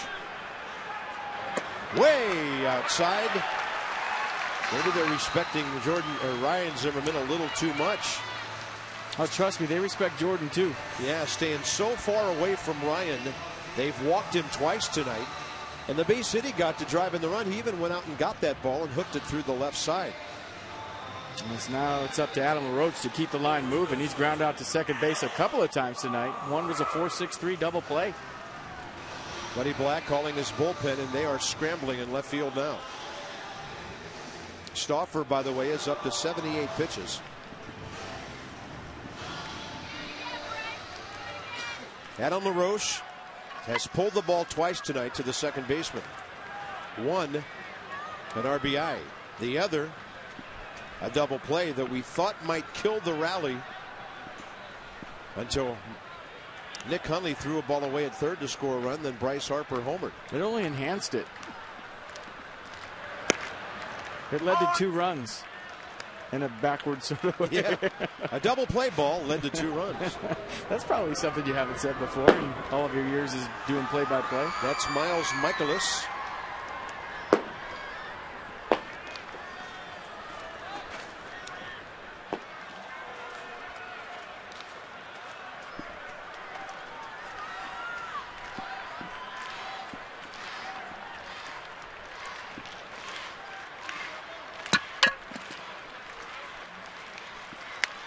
Roach pulls it to the right side for the 3rd time. He'll be able to beat the relay to keep the inning alive. And actually only 1 out, so the runner gets over to 3rd base. So that's a good thing on a 3-6 fielder's choice with Bryce Harper coming up. So Bryce Harper hit a cutter last time up for a home run. And I think it's safe to say he's not going to see that same pitch again, and he might even see a lefty. So we'll see what Bud Black decides to do. Alex Hinshaw is loose, and I would think that's why he's up to face Bryce Harper. You don't want to turn Danny Espinosa around to the right side.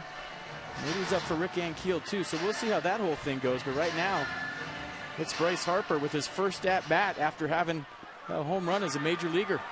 1 for 2 with a solo shot in the 3rd.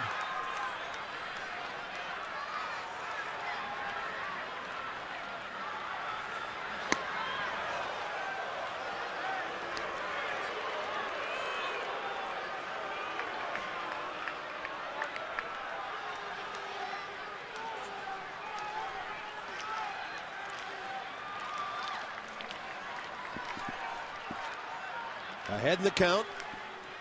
Just a soft toss over to LaRoche. See, that's one where I have no idea why.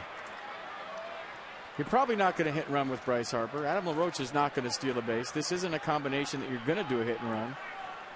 So maybe that was just a stall piece by Bud Black to get his bullpen ready for the next hitter. And maybe that's what that is too. A lot of times you see a manager call the throw over from the bench just so he can get his bullpen hot for the next guy, or maybe even this guy in a 1-0 count. Who knows?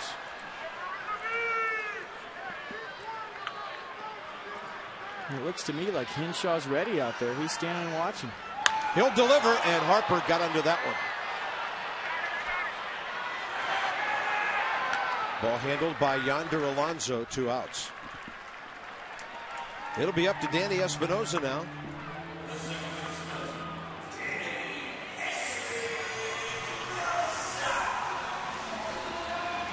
The one good thing about the tunnel here at Nationals Park is it has a big boxing bag that hangs down.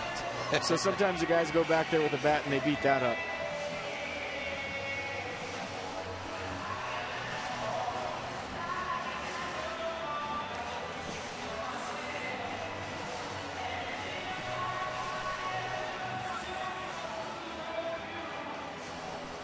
Danny Espinosa, base hit left center last time. Struck out swinging in the 2nd. The whole key when he's batting these days is whether or not the pitcher gets ahead. And Danny went up pumping. 87 on that one.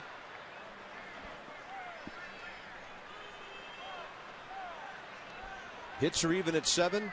Padres lead 5-4. 1 out away from becoming an official ball game, although the rain has stopped.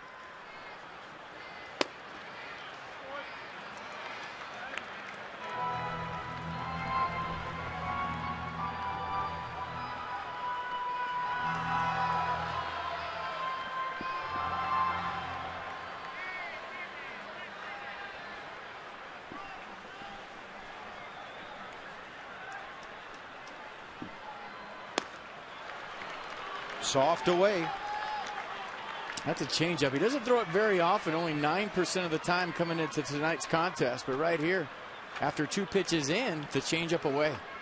Nissan pitch track. Enough to make a hitter's feet start moving around that pitch.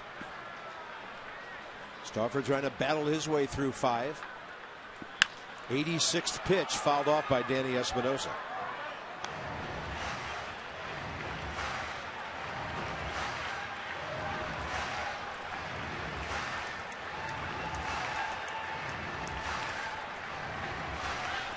Another lefty waiting.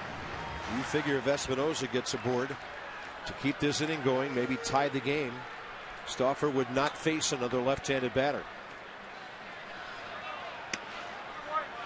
2-2. That's not an easy take for a left-handed hitter. You see the big curveball, you think it's going to come backdoor style for a strike. And it just stays out there. You read rotation, you know it's a curveball. And you saw the little last-minute flinch of the hands by Espinosa. That was in case he saw that pitch coming back. The lines nearly identical. 52 strikes for Stauffer, 56. And no throw as Adam LaRoche will go ahead and steal second base. Padres did not bother to cover the bag. And the only hope for Hundley is maybe his deke would lure Bernardino off third base. See, I don't know about just letting LaRoche go into second base right there. Even though there's 2 outs, you got 2 strikes on the hitter. You got a guy that's thrown out 11 base runners this year. He leads the major leagues. Why wouldn't you take a shot at a guy like LaRoche at second base and not take a risk on a pitch right here? Espinosa half swing. By the way, that was Adam LaRoche's 6th career stolen base in 9 years. I don't know why. Even with the speed of Roger Bernardino on third base, so what? If you make a good throw right there, the inning's over. Now you're hoping that he gets a hot hitter and Danny Espinosa out on a 3-2 count, where with LaRoche running, you almost had a free out. 3-2 again. And a step off. Then a visit from Nick Hundley. Nick Hundley's thrown out 11 of 31 runners this season. That's 35.5%. That's the best in the big leagues. And we've seen Adam LaRoche do this before, a little ambush piece, but you watch the middle infielders, they're not moving. So that tells me that Bud Black put on a play before that to say, hey, we're not throwing if he goes, we're getting a hitter. Espinosa hanging tough.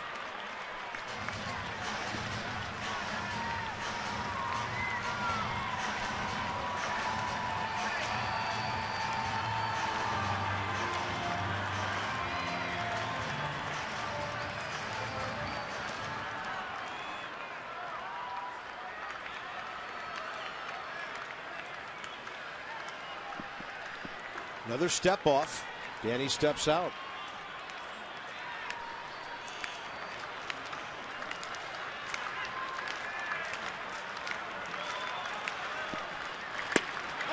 He's going to punch him out on a high fastball. Stauffer survives 5. That may be it for him. 5-4, 6th inning coming up.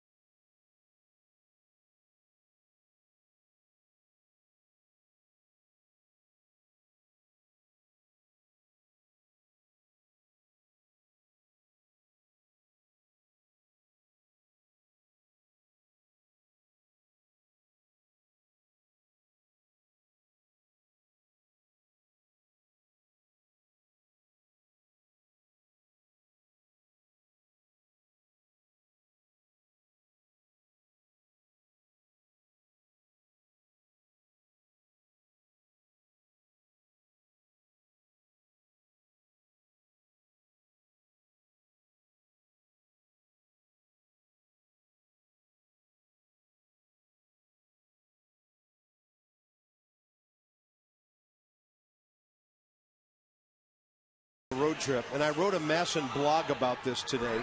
You never know what's going on in baseball. You go to Pittsburgh, expect to win the series. lose 2 out of 3. Go to Cincinnati expecting a battle. You come within a whisker of sweeping a team like that.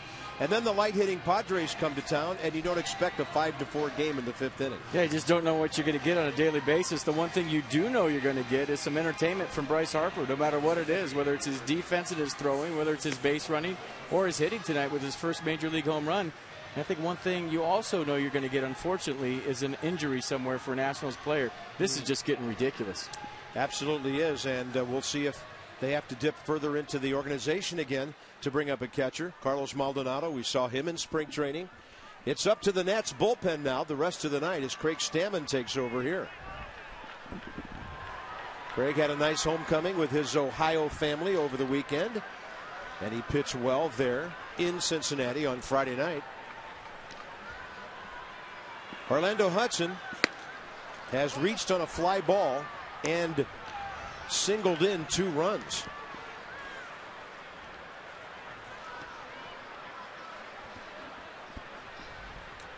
Craig especially tough on lefties.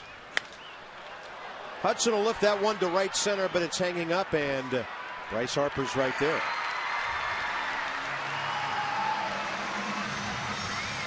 That'll bring in Jason Bartlett. Then we'll see what Bud Black does in the pitcher's spot. Looks like they're going to pinch hit because the relievers are still working.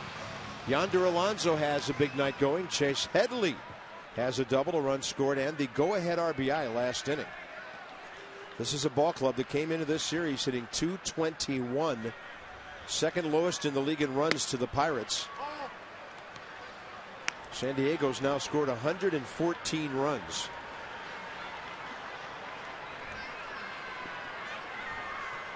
Pittsburgh has 3 runs tonight at Miami, leading 3-2 in the 7th inning.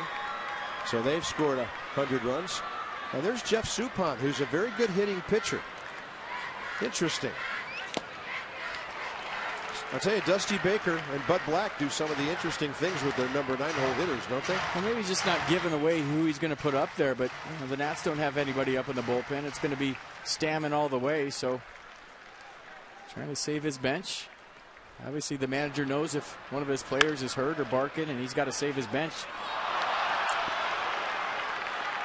That'll be Ian Desmond's second error in as many days. Had to charge it. And it's funny that he's sending a pitcher up here as we watch the Desmond play once again. Bartlett with the ground ball to short. Desmond decides to play that on the run.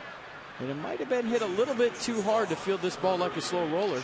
Have a little steam on it, and it didn't stick in his glove. But getting back to Padres pinch hitters, 19 for 53 this season, a .358 average. That leads the major leagues. Wow. And the non-pinch hitters, meaning the rest of the team, 214. Jeff Suppan handles the bat really well. That's a perfect bunt. 3 unassisted on the sacrifice.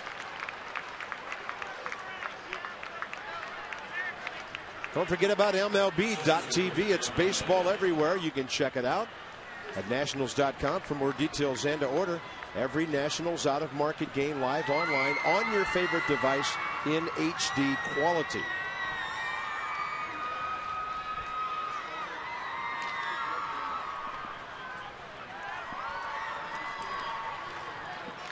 It's a good night for Jeff Suppan. Just come in, lay down a bunt, call it a night.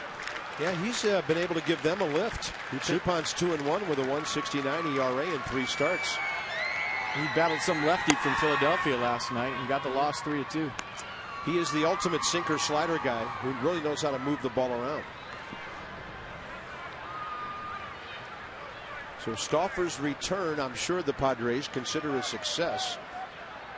3 earned runs in 5 innings on 7 hits, couple of walks, 5 strikeouts. But he's got his team in a position to win.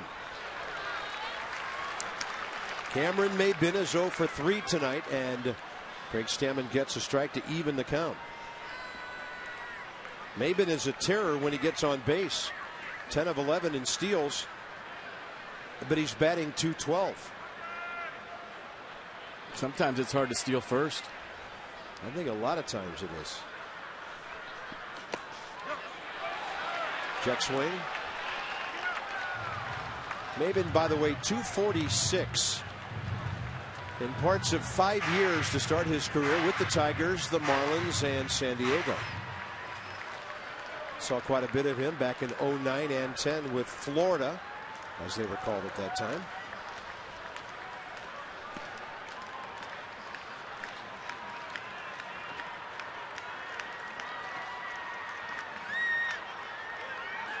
Stammen with a perfect pitch to the outside corner. Another scoreless inning for Craig Stammen. And Keogh, Flores, and the pitcher spot coming up.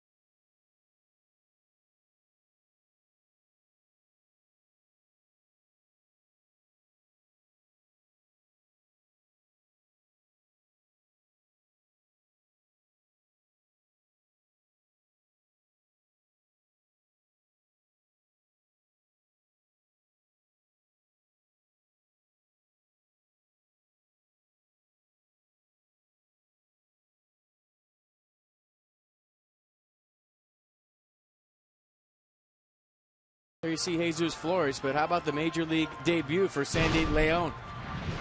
A collision at the plate, and we are getting a report that it's just a sprained left ankle, but if you watch the replay, it's his right ankle that all the damage is done to, so maybe somebody got their left and right mixed up. He's limping on his right leg, he's going down, it's his right leg, but the report we got for some reason says sprained left ankle, and I think the only thing that's important, Carp, is that it's a sprain, not a break. And sometimes those can be bad too, but it's better than the whole, we thought that was a Buster Posey deal when we first saw it. Miles Michaelis for the Padres here. This will be his 5th game. He was not with them when the Nats were in San Diego 2 weeks ago.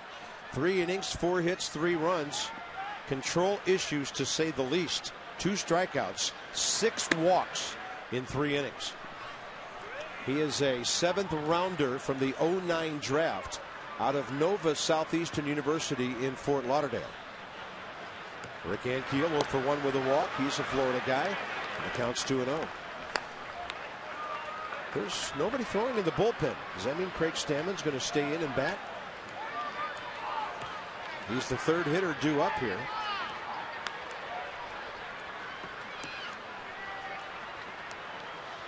You know they're going to save Chad Tracy for later. 3-0. Lombardozzi's the only other left-handed bat. And the Nats, in essence, are short a player because Flores already had to come in. Now the Nationals make the announcement changing it to the right ankle. It's because they just saw a replay. Pretty obvious.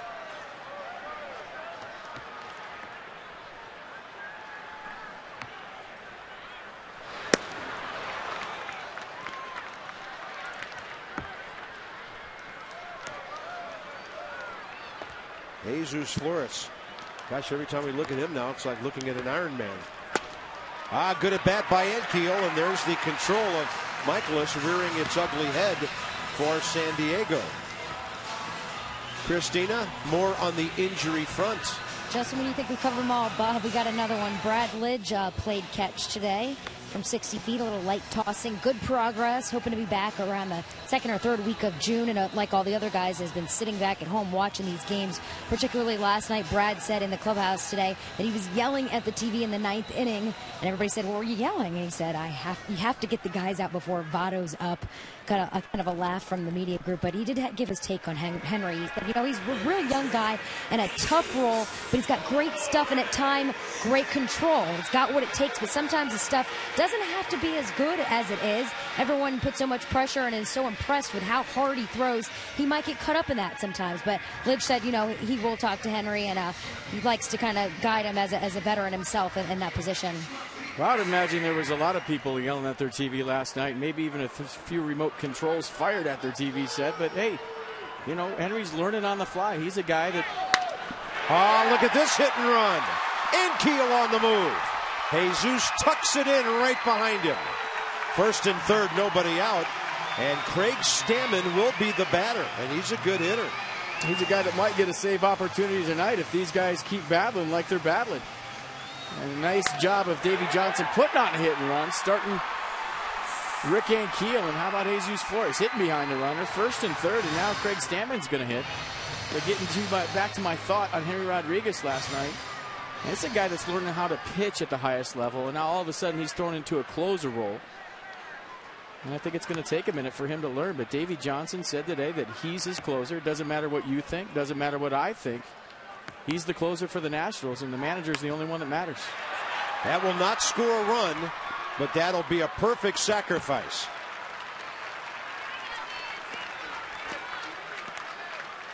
One 3 on the sacrifice by Stammen, his second good bunt of the year. Well, FP and I in the booth yesterday in Cincinnati, we would holler at our TVs if we could. But when you're on the road with the team, watching a 9th inning like we had to endure yesterday, you just had this sick feeling when Henry walked. Drew Stubbs hitting 240 and Chris Heisey hitting 200. And then here comes Joey Votto. Well, there's some guys that are high stress, high performance guys. What does that mean? They like that situation. They thrive in those situations. But for Henry, he's a low stress, high performance guy. And I think with those guys, you almost have to trick yourself into thinking it's a 5-run lead. Because in his saves where he's saved the game, 8 times, 8 innings pitched, no hits, no runs, perfect. But as soon as something starts going south, he gets all uptight, thinks he has to be perfect. And I think for those type of guys, when they go out there, they have to find a way to say, hey, it's a 5-run lead, and I'm going to find a way to get out of this. Desmond with a drive, heading for the scoreboard. That is up against the board. It looks like 2 runs will score, and the Nats take the lead. We got to see the replay on that. I thought that ball was out. Hit right on what appeared to be the green strip above the scoreboard, which is in play. We'll see. What a great swing regardless. Let's see where it hits. Yeah, right at the bottom of the green strip. And Davy Johnson's going to go out and talk to Larry Vanover right now. He's asking the same question. What do you guys got? Did you see it? Is it out of here? Can you look at it one more time? And I think he's going to go down there and talk to Brian Gorman at first base right now. They're going to go have a chat. But I think we sealed the deal on that replay. I thought it was out of the ballpark initially. And I think so did Davy Johnson from his point of view. But nonetheless, a big swing of the bat by Ian Desmond. Desmond pointing out there, telling Bo Porter that he thought it might be out. Still, you got to give him some nucks for that AB. Nice job. Looks like Alec Hinshaw coming in. The Nats knock out Michaelis. The call to the bullpen packaged by the UPS store. We love logistics.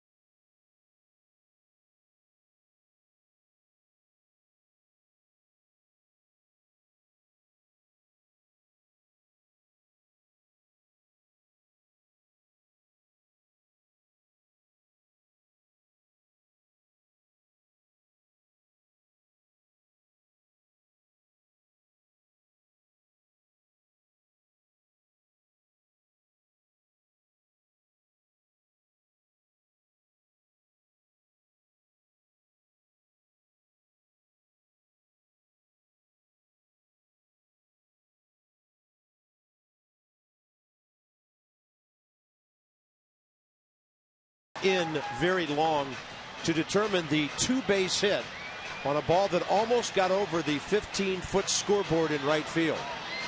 I think they were in long enough to get a dollar hot dog, but you see where this ball lands, right on the green strip. Definitely not a home run. But just another great at-bat tonight from Ian Desmond. 3 for 3, 2 singles and a double. He's been on base all 4 times tonight. That's some good leadoff hit. You see this right there? It's actually a little bit lower than I thought. I thought it was going to hit the top of the green. It hit the bottom half of that green strip. And our fans have heard us talk about this before. When the ballpark first opened in '08, that strip was a silver aluminum color, and it was really hard for the umpires to see. So at their request, the Nationals painted that strip green to make it much more obvious. And that ball appeared to hit just below the bottom of that strip. So a legit double. The Nats have the lead. They've out-hit the Padres 9-7. Now it's 6-5. And here's left-hander Alex Hinshaw. No, that's Joe Thatcher. Pardon me. They warmed up Hinshaw and bring in Thatcher now. Joe Thatcher on a cold night. 8 strikeouts, 4 walks. You see that guy out there in the poncho? Everybody calling him, telling him he's on TV for the replay on the Ian Desmond double. Well, how about some more runs here? Xavier Nady hits for Bernardina, so Davey Johnson goes righty with the lefty here. The X-Man replacing Bernardina, who went 2 for 3 with a run and a bunt base hit tonight.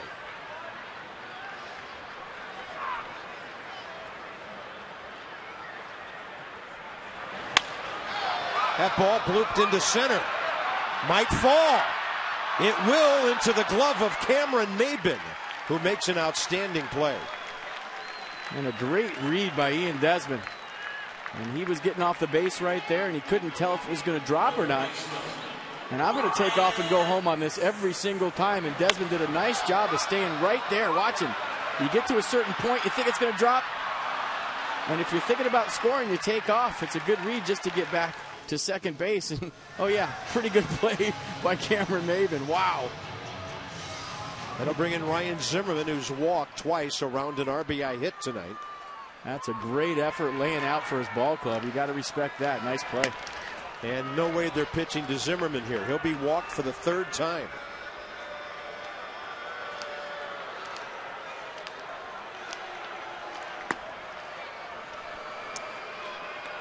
We mentioned Adam LaRoche on the year came into this game hitting .336. Well, you can do the math.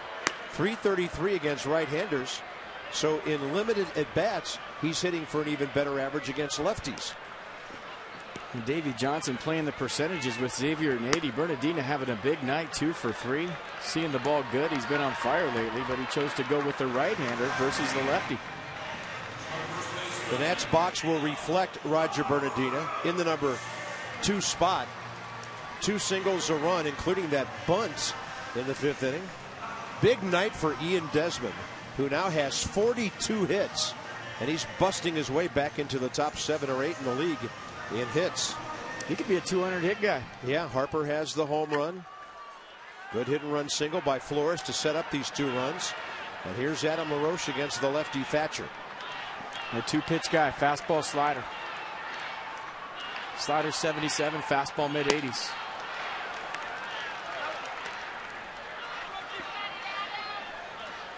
Padres lost a lefty from their bullpen today when they sent out Josh Spence to make room for tonight's starter Tim Stauffer.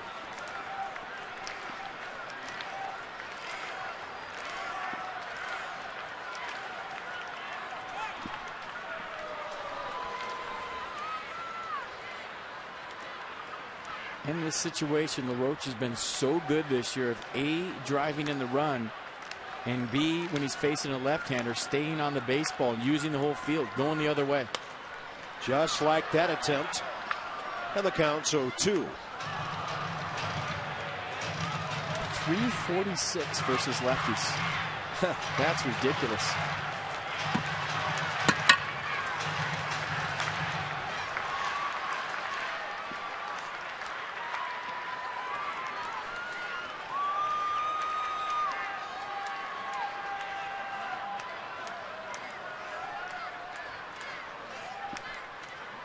And he can't reach that one. The Nats will get 2 on the off the scoreboard double by Ian Desmond. 6-5 Washington.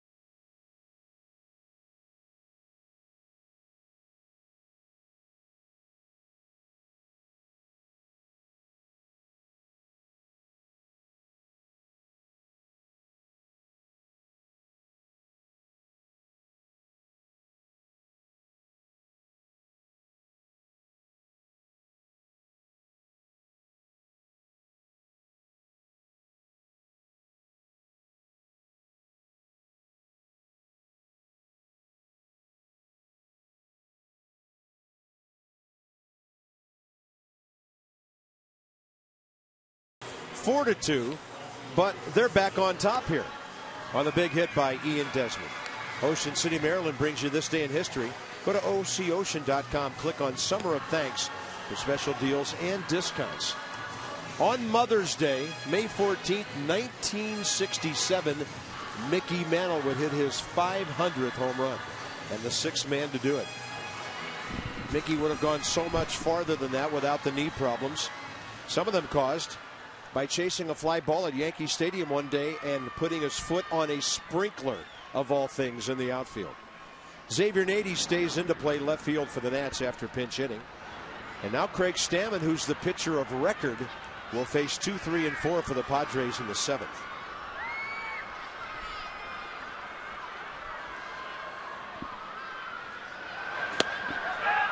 First pitch fastball. Looks like a strike call, or at least a swing call. And just another little side note on Mickey Mantle. He had 1,894 at-bats before his first career hit by pitch. Yeah, I don't remember seeing any video of him crowding the plate. Well, he's a 19-year-old rookie. And I would say back then it was old school, right? Out of Commerce, Oklahoma. I just love stirring the pot, don't I? I just can't let it go. Yeah.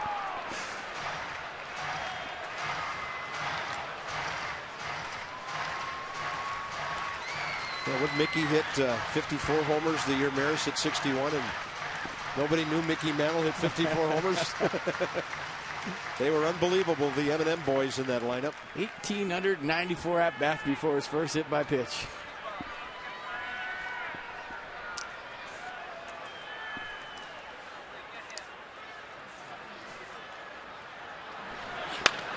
Well hit, well caught, well thrown, well played for the first out. Adam LaRoche and Craig Stammen getting it done. I mean, it just doesn't get any better than that on defense for Adam LaRoche. I mean, to be a good defender, there's a lot of things you have to be good at, but I think the number one for you kids watching at home is anticipating the baseball. Good defenders, whether you're an outfielder, or infielder, or catcher, it doesn't matter. You're ready for the baseball every single pitch throughout the game. It isn't one of those deals where all of a sudden the ball's hit you and you go, oh, you're ready for it. You're every single pitch, and it's something you have to work on. It's something that you have to mentally work on throughout the course of a game. I didn't learn it until I was 22, 23 years old, to where you just don't let your mind wander during the course of a game. You're saying this ball is going to be hit to me, this ball is going to be hit to me, and if it's not, you take a little break between pitches. But guys like Adam LaRoche, they're ready for the baseball every single pitch. That's how you make plays like that. Big breaking ball from Stammen to Jesus Guzman. Kinetic North America pitch track. That's the slider right there, 83 miles an hour. And he's got a good feel for it every single time out this year. It's been good. Had him reaching. That looked like a swing. It is a swing. And Flores tags out Jesus Guzman. Second strikeout for Craig Stammen. And check it out. From the side shot, did he go? Absolutely. Good call. Strike 3. Thanks for coming. Jesus looks at the home plate umpire, looks at the first base umpire, and then turns around and tags the batter, still standing there. Yonder Alonso, 2 for 3, 2 runs scored.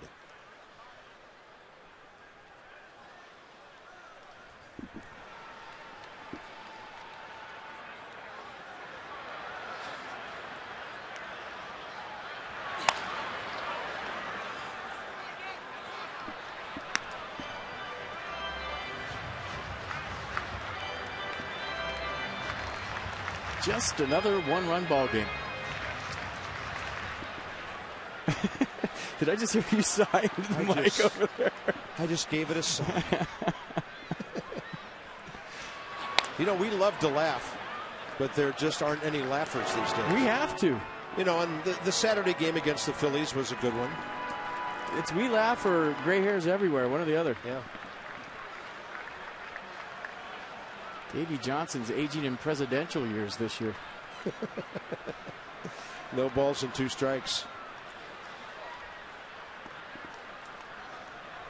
I think we're all going to be worn out by November, to be honest with you.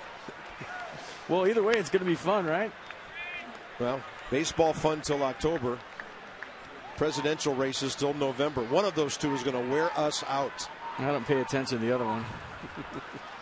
1 ball and 2 strikes.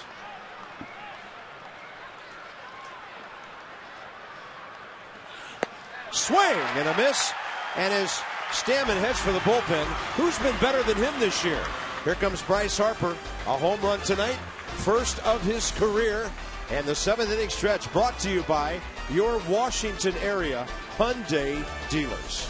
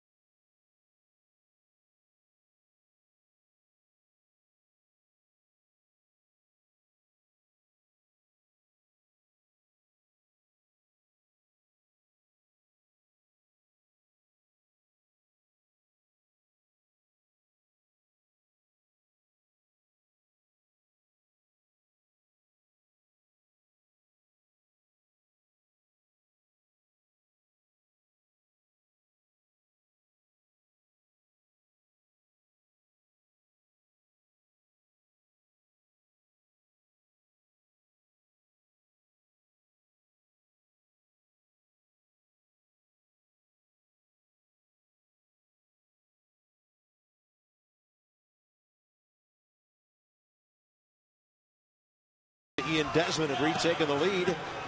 Raindrops on the Masson Sports logo tonight, and that's okay because this one has been wild. 6-5, 16 hits.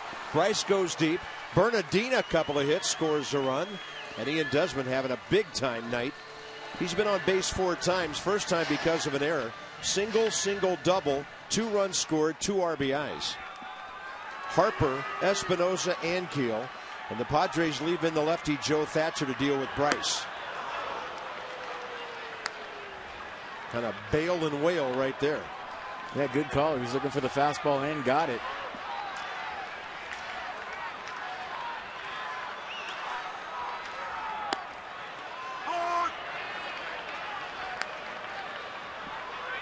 That bunt attempt might tell you a lot about what he thought about the first pitch. You see a first pitch fastball, then you're thinking about getting on base. Maybe he didn't pick it up. You know, Thatcher's got a tough release point, especially for a lefty. But now you got to fight. Stick your nose in there and battle.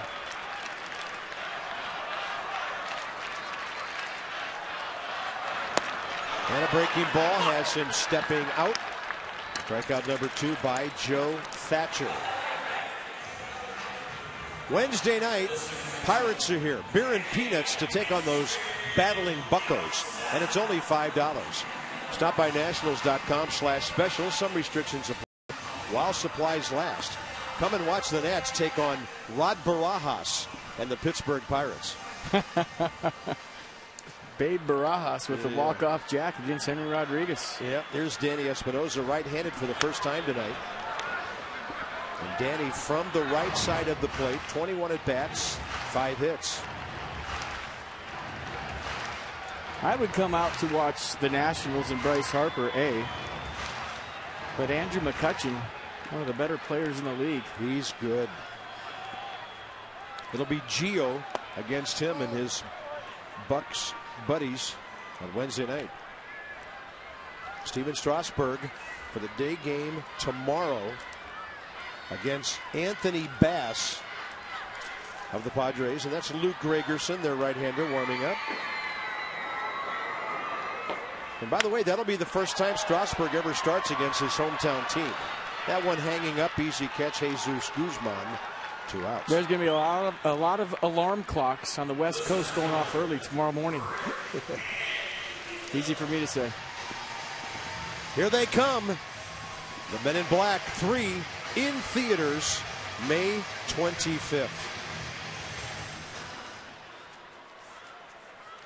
Tyler Clippard. And as we watch him warm up, FP, I got to ask you a quick question here with 2 outs. Name one guy in the Nationals bullpen who's been better than Craig Stammen this year. I can't. 2 more shutout innings tonight. But the whole bullpen's been good. It's not like, you know, one guy's been good and the rest have stunk. They've all been fantastic. I just think he's the best of the best right now, the way he's throwing. Yeah, slider just disappears. The disappearing, spinning slider that you can't pick up. I'd love to top you, too, and I was thinking, nope. Yeah, you win. Anything you can do. 1-0 you got me. All right. I just want to give Stammen his due, because middle relievers at times do not get enough credit. And if Craig keeps doing this, he'll be later than a middle reliever, too. Well, he's had some big innings so far this year. Davey Johnson has given him a couple sevenths with a 1-run lead. See some double ear flaps right there down the left-hand corner. Does that count on the over-under on who wears ear flaps in the big leagues? No. Bat boys don't count? No. Over by the dugout, unreachable. Somebody tweeted me Bronson Arroyo, and I forgot about that one. Yeah. Double ear flaps. I set it at 4.5, the over-under on major leaguers that wear double ear flaps, and I think it's over. And it's about as rare as guys who don't wear batting gloves. Good call. I don't think I ever saw George Brett wear batting gloves. I would set that over-under at about 15. No, I'll set it at 20. When you think of how many hitters there are, there's a few guys that don't wear batting gloves anymore. Rick Ankiel gets under that one. Short left center. The Nats will go in order in the 7th. It's up to the bullpens, and one of the best 8th-inning guys is on his way.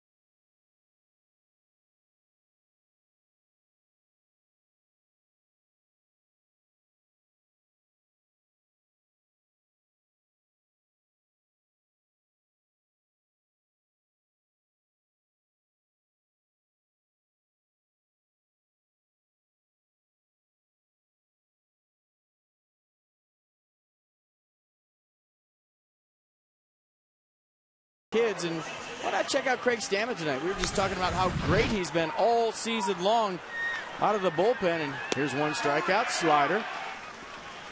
Here's Jesus Guzman, slider, check swing. Thanks for coming. How about Yonder Alonso? Another slider from Craig Stammen. So 3 strikeouts from Stammen tonight. The Washington area Toyota dealers want to help children receiving medical treatment at National Institutes of Health and their families.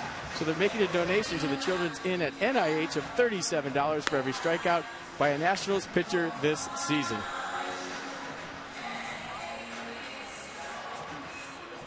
Six outs to get. Tyler Clippard for the 8th inning. He'll face Chase Headley, Nick Hundley, and Orlando Hudson.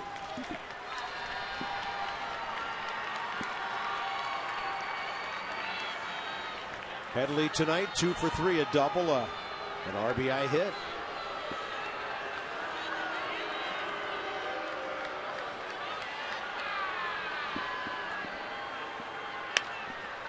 First pitch, one hopper.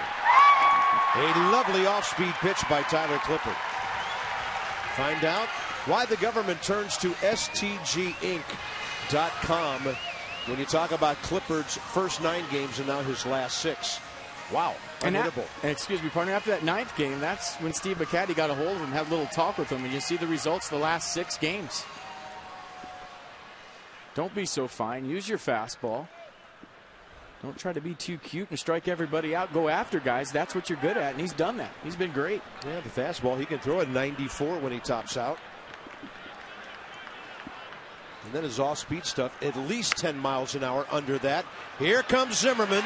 Don't bump the ball over there. It's not a hit. 2 outs.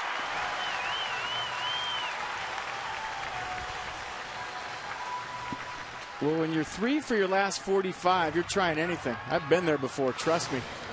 You're thinking I could just lay one down right here and a base hit bunt will get me going. But not against that guy. One of the best we've ever seen. I would like to see a contest between him and Beltre at third base fielding bunts. Orlando Hudson, kind of a skills contest, who picks it up and gets good runners, huh? Yeah. That'd be nice. I mean, they're the 2 best. I might be leaving somebody out, just thinking on the fly, but those are the 2 that come to mind for me. Slow roller, bunt play. When healthy, maybe Scott Rowland in that category. He's more of a to the left, to the right with a great arm kind of guy. Yeah. I think Zimmerman charges the ball better than anybody in baseball. Matt Williams was good. Robin Ventura back in the day was good. Michael Jack Schmidt.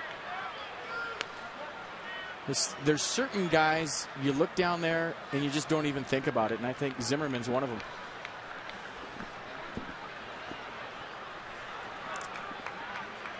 One ball and 1 strike to Hudson. The big hit of the game he has for San Diego. That 2-run single back in the 4th.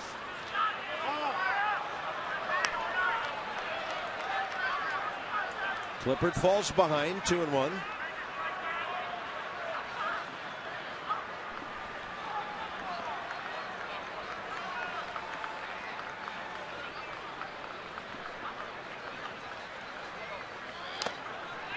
Good changeup right there. The changeup's been in the 70s tonight. How about that?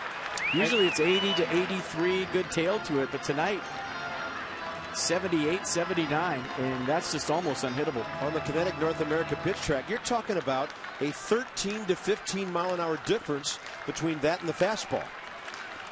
See if he goes with a high heater here. Well, high changeup. Well, that was 92. That sure looked like an off-speed pitch to me, the way it moved. Wow. See, but what you just said right there is the exact reason why guys can't hit it. If we can't, I just struck out, by the way. If we can't tell with a radar gun on TV, how the heck are those guys going to tell in the batter's box? Yeah. They can't. And a 3-2. 81.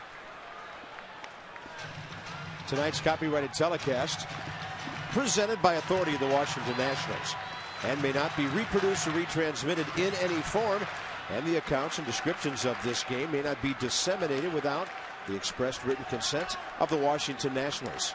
6-5 home team, 2 outs, top of the 8th. Swing and a miss at 92. Stammen for 2. Clippard for one, and the Nats are in a good position now, going bottom 8.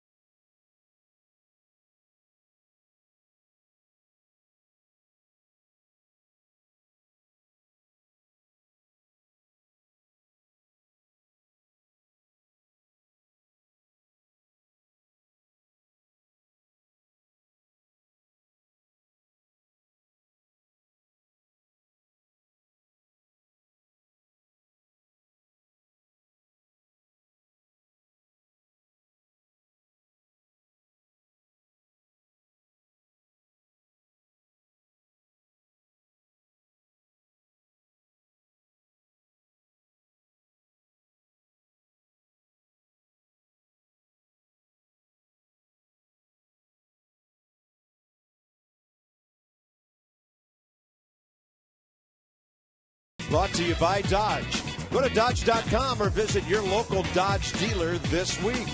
And by Blimpie, America's sub shop. Well, it's become a nice evening in our nation's capital. The rain has held off. The Nats are generating some offense. So the stage is set for a 1 o'clock game tomorrow. It'll be Anthony Bass for the Padres. But they're only 1-7 in his 8 starts. Steven Strasburg starts against his hometown team for the first time ever. Leads the National League in strikeouts. 3-0 with a 1.64 ERA. Johnny and Ray, Nats Extra at 12:30. First pitch, 1:05 tomorrow. Padres go with their 4th pitcher, right-hander Luke Gregerson. This call to the bullpen. Brought to you by Chevrolet and their award-winning cars, trucks, and crossovers. 17th game, good ERA. Veteran right-hander, 16 strikeouts, 7 walks. The Nats will have Jesus Flores, Chad Tracy for Clippard, and then the top of the order, Ian Desmond here, bottom 8. And Gregerson, a 2-pitch guy. Fastball, slider. He'll throw an occasional change, but it's mostly fastball, slider. He throws the slider, folks, 58% of the time.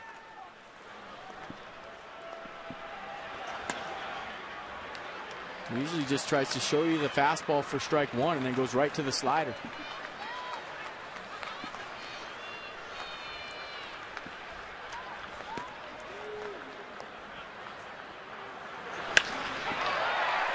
And just fouled down the left field line. And the guy in the bullpen right now for the Nationals would love a few insurance runs here in the bottom of the 8th. Henry Rodriguez getting it all lubed up down there in the Nats bullpen. And I think, based on experience, when a guy has a tough one, the best thing for him is to get him right back out there the next night. Oh, yeah. You sit around and stew about it for a week and you start to think too much. Just get right back on the mound and do your thing. Jesus unable to reach that one. It seems like every time Jesus Flores plays, he gets a hit, scores a run, does something to help the ball club. And after coming in an emergency situation tonight, he's gone 1 for 2 with a base hit, engineered that hit and run, and then he scored the run on the Ian Desmond double off the scoreboard. So Jesus has his batting average up to 244 now. Nats bench still has Chad Tracy, who's on deck. Goon squad getting thin. Tyler Moore, Steve Lombardozzi's still in there. And Flores will reach out for that breaking ball. Gregerson to Alonso for the first out. Chad Tracy coming up next. 4 for 13 with 7 RBIs as a pinch hitter. If you haven't thought about tomorrow, come and join us. Play a little hooky. Tell the boss you got an appointment at 1:05 to watch the best pitcher in the National League. Yeah. We'll write a note for you. Strasburg flu. Call FP if you need a day off tomorrow. Say you're going to watch Strasburg pitch, and if your boss gives you any grief, just tell him, so what? You're going to watch Steven Strasburg and the Nats play. Should be a get-out-of-jail-free card right there. Yeah, I had a great suggestion from our buddy Mike Dressman down in the truck. Said, bribe your boss with a Strasburger tomorrow. Yeah, just get a pickup truck to wheel it in. Good call, Mikey. Forklift. Bottle of Maalox. Well, it'll feed the whole office. Feed the whole city. 1-0 pitch coming. Small village. Tracy, high in the air. Right field. See you later. The Nats lead 7-5. And now Chad Tracy has a pinch hit home run to add to his resume. I mean, he can hit. There's no other way to put it. Every time he gets into a game, he does something. I mean, you keep doing stuff like this. Yeah, A, you're valuable off the bench, but B, you might start getting some starts. You know, Davey Johnson taking notes of how good his goon squad has been. And Henry Rodriguez all of a sudden takes a little sigh of relief to know that the goon squad picked the team up once again. How about Chad Tracy? How good has he been? 357 as a pinch hitter with a home run and 8 RBIs. I mean, if they had bench guys or goon squad members on the all-star team, he'd be my first vote. I mean, folks, that's not easy. That's the hardest job in baseball, to come off the bench cold and square up a baseball against the other team's best reliever, or one of them. Unbelievable. Well, the Nats yesterday, 6 runs on 16 hits tonight, 7 runs on 10 hits. Check it out one more time. And just a hanging slider, 81 miles an hour, nothing on it. Chad Tracy foot down early, a little extension right there, and he knew as soon as he got that one that it was into the night. Wow. That is the definition of a towering drive. 2 balls, no strikes to Desmond, looking for a 4-hit night, and just foul. And we talked about it in the Phillies series, Carp. You were at your daughter's graduation, and how valuable it would be for Chad Tracy to get some starts under his belt. Davey Johnson talks about it all the time. You get some starts under your belt, you get out there and play 9 innings, get 4 or 5 at-bats. Now when he asks you to win a ball game or have a good pinch hit late, you got some ammo and some timing to go up there with. So you're seeing the benefits of Davey Johnson putting players in the right position to get them at-bats. Desmond goes high in the air, left center. That'll stay in the park and play for Cameron Maben. That'll be the second out here in the 8th. And bring in Xavier Nady one more time. Chad Tracy telling everybody right now, I can hit. What'd you hit? Slider? Hanging slider? Yeah, that's what I was looking for. He hanged it, I bang it. What else would I look for? That's all he throws. Don't forget about your Washington area Lexus dealers donating $200 to the Children's National Medical Center every time a Nats player hits a home run this season. The Nats have 2 more tonight. They've hit 16 home runs in their last 12 games. Breaking ball for a strike to Xavier on the outer half.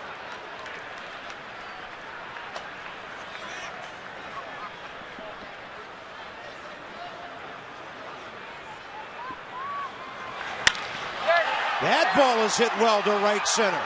And that one is going to lead the yard. Another homer for the Nats. It's 8-5.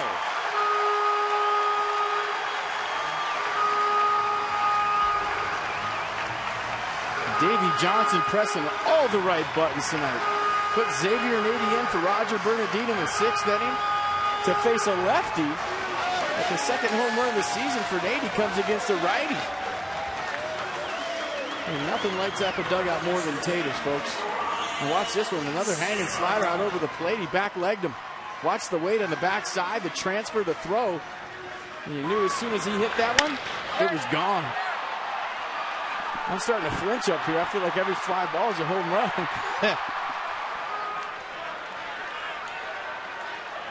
Well, Xavier Nady hit a pinch home run for the Nats against the Reds. Back on Friday the 13th, and an eventual 2-1 13-inning win. And now Ryan Zimmerman he wouldn't be thinking about making it 3 in the same inning, would he? Absolutely. Homers are contagious too.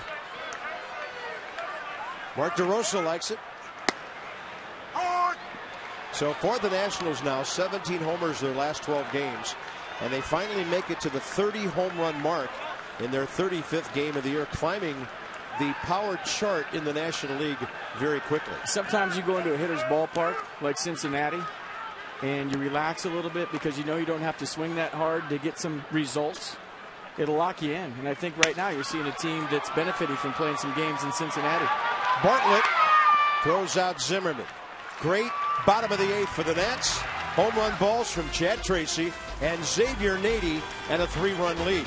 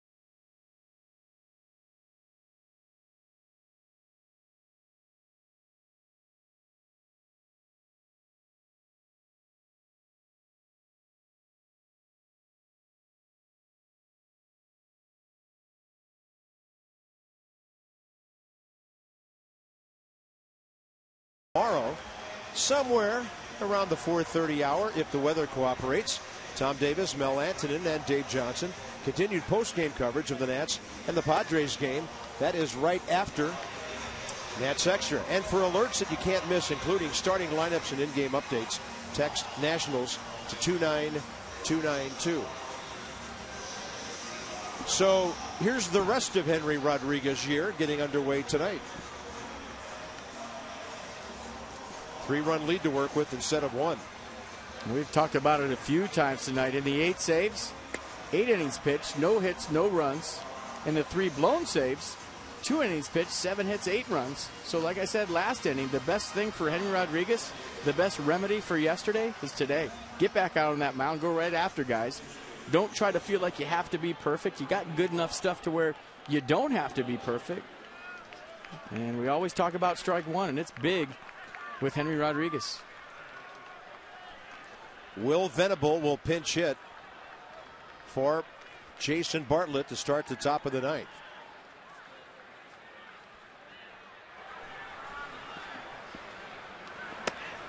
Rodriguez misses outside. Venable as a pinch hitter, 0 for 7.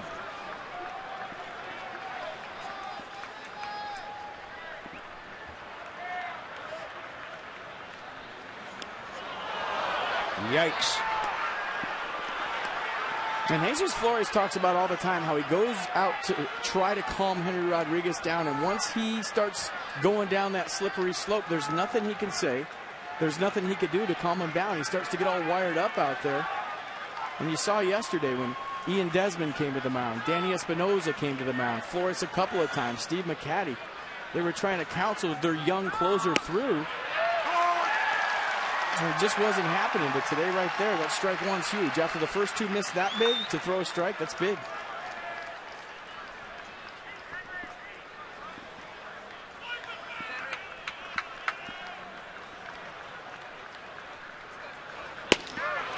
That is on the outside corner Larry Vanover gives the Nats the call. The count's even 2-2.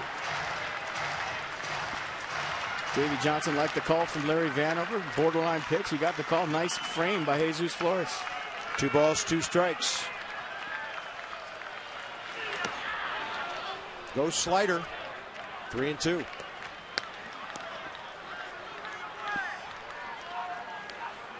James Darnell on deck for the Padres.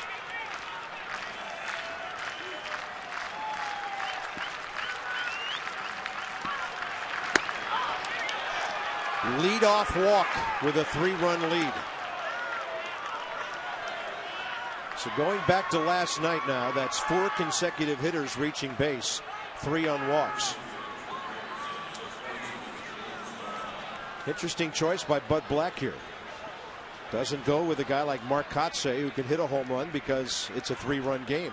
Goes with the right-hander James Darnell. 45 at-bats in the big leagues last year. Just called up from Tucson, where he was hitting .267. But this guy's got some pop.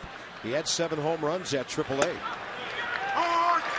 95 miles an hour, so throttling back a little bit in a big situation. Talking to Brad Lidge before the game today, he said sometimes when you're young and you're out there and you don't have the experience as a closer, when the going gets tough, you try to throw harder. And he learned through experience that when the going gets tough, you throw softer. You take a little off and try to make the batter swing the bat.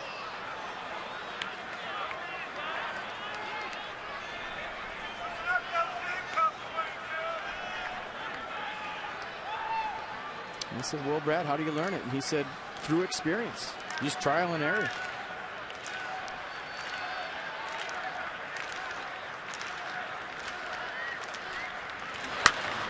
That's a pop-up. It's playable right side, we think. In front of the screen. Jesus has it. And a very big first out. Nats Extra post-game show with Johnny Holiday and Ray Knight. It's presented by W.B. Mason as soon as this one is over. Ray will enjoy talking about lots of good hitting if the Nats hold on to win this one. 8 runs on 11 hits tonight. 2 outs to get. Cameron Maybin top of the order for San Diego.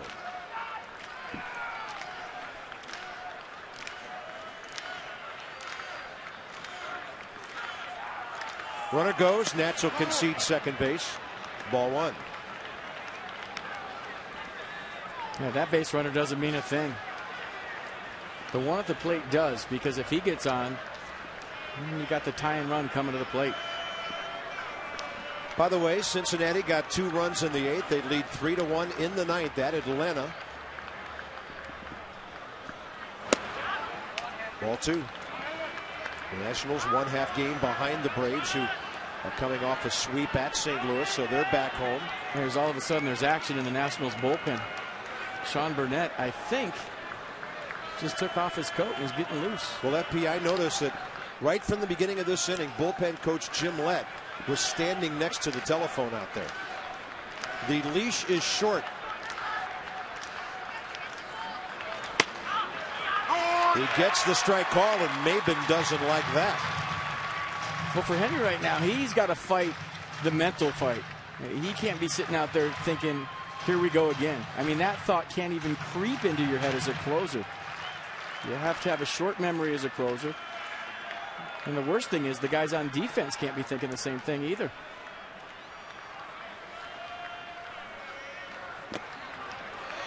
Just having a hard time throwing that slider for strikes, except for Saturday night. So Sean Burnett warming up in earnest.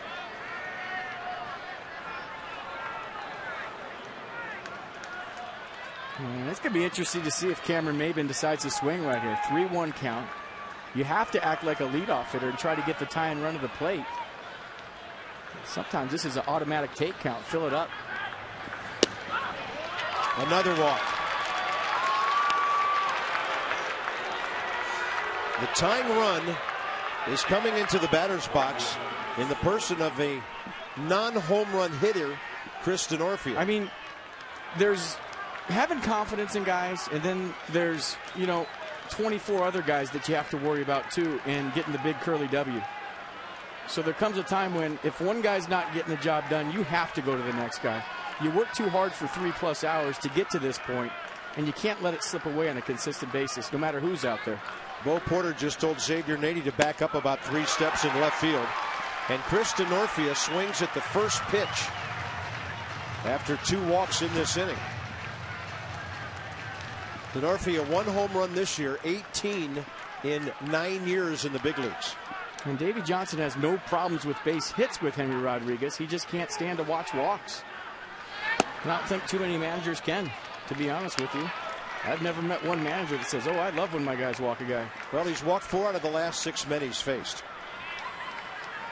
Nationals lead 8-5. How good do those 2 home runs in the 8th inning look now? On the foul ball, strike 2.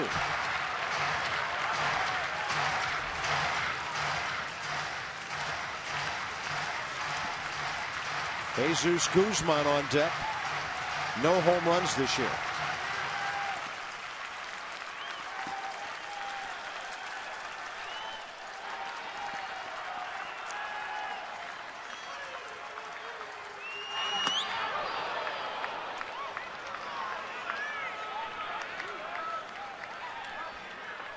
Maybe go with the curveball right here and try to establish it.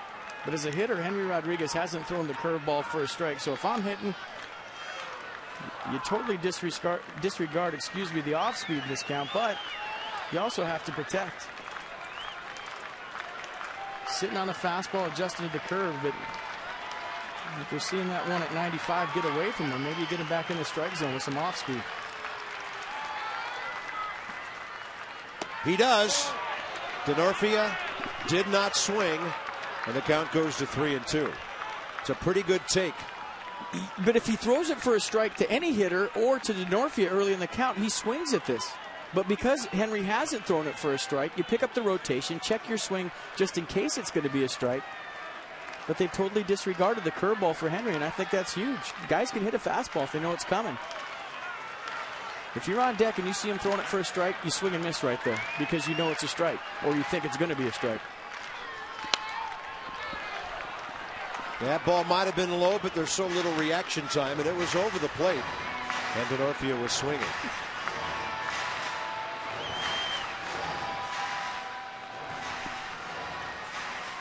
What'd they say in San Francisco 2 years ago? Giants baseball, it's torture. Yeah. Nats are going through a little stretch like that in the late innings right now. 3 balls and 2 strikes with 1 out. Oh my gosh, the bases are loaded. But in San Francisco, you had a closer where you knew what you were going to get every night. And as a manager, that's all you want to know. And right now, Davey doesn't know which Henry's going to show up.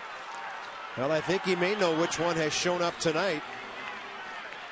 And here's Jesus Guzman, and maybe the only thing that keeps Rodriguez in the game. It's a right-handed matchup against a batter who has not hit a home run this year. And Davey Johnson's going to come out and get his right-hander. And this is tough for him, folks. I mean, he's tried to give Henry Rodriguez every single chance to succeed. He wants his young closer to figure it out until Drew Storm gets back. But right now, it just ain't happening. He's going to go to Sean Burnett.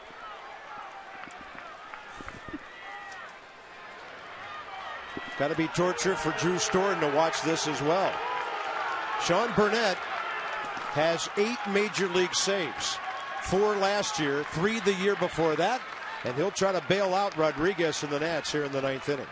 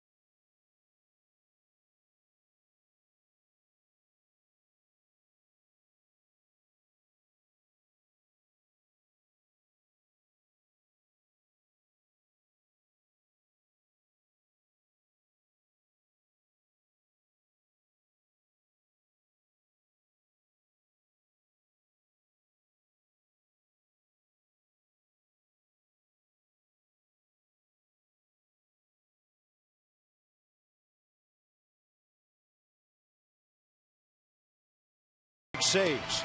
None this year. A capable closer at times when the Nats need him. And he'll inherit a bases loaded situation. Tying runs at first base. For Sean, 13th appearance. The ERA is under 1 run. 9 1/3 innings. 1 run on 8 hits. And a great strikeout to walk ratio, 12/2. A fastball slider change for Sean Burnett. And get to know Sean over the last year and some change. He likes these situations. He lives for this. We talked about stressful situations, how some guys like that and some guys don't. Some guys feed off that and some guys don't. Sean Burnett loves to be in these situations.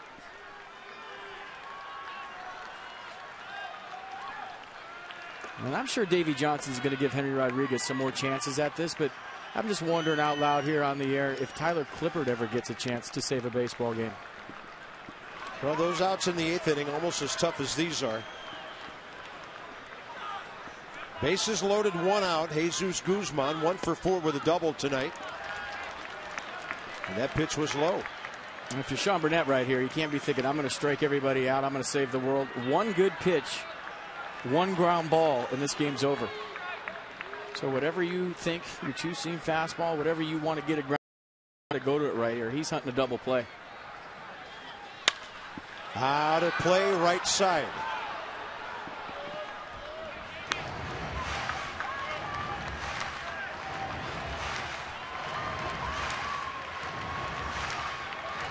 Guzman, parts of 2 years with the Giants and the Padres, a .307 hitter with 5 home runs. Those all came last year for San Diego when he hit .312 and drove in 44 runs in 76 games.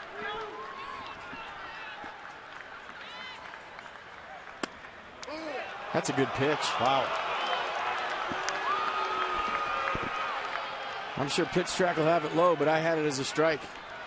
Game's not played in a box, it's played on the field, and that's a good pitch.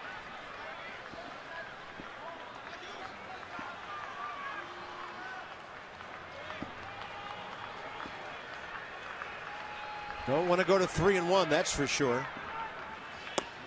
That was a swing, it appeared, and Brian Gorman agrees. Strike 2.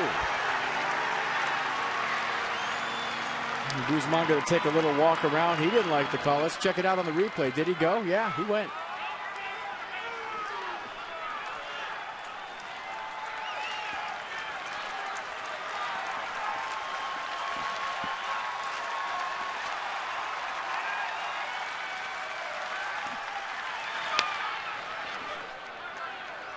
And you see where all the fastballs are from Sean Burnett right now? Down in the zone. And that's where they need to be if you want a ground ball. You got a pitch to play with right here. I mean, 3-2, you got to come to him. 2-2, you can fool around a little bit, try to pull the string on the changeup, go with the slider down. Something you think you're going to get a ground ball with. But, hey, 3-run lead. You got some wiggle room if you're Burnett. Bouncer up the middle. Home for 1. First for 2. Game over. It's as easy as 1, 2, 3. And Sean Burnett saves the day. I mean, that's a guy, believe it or not, that's absolutely digging that situation. Bases loaded, 1 out, top of the 9th. Your team's up by 3 runs. Put me in there. I'll find a way to get it done. And how about the smile of relief from all the Nationals player and Sean Burnett? 7 runners stranded by the Padres tonight. And the Nats take the first game of this 2-game series on a 1-2-3 double play.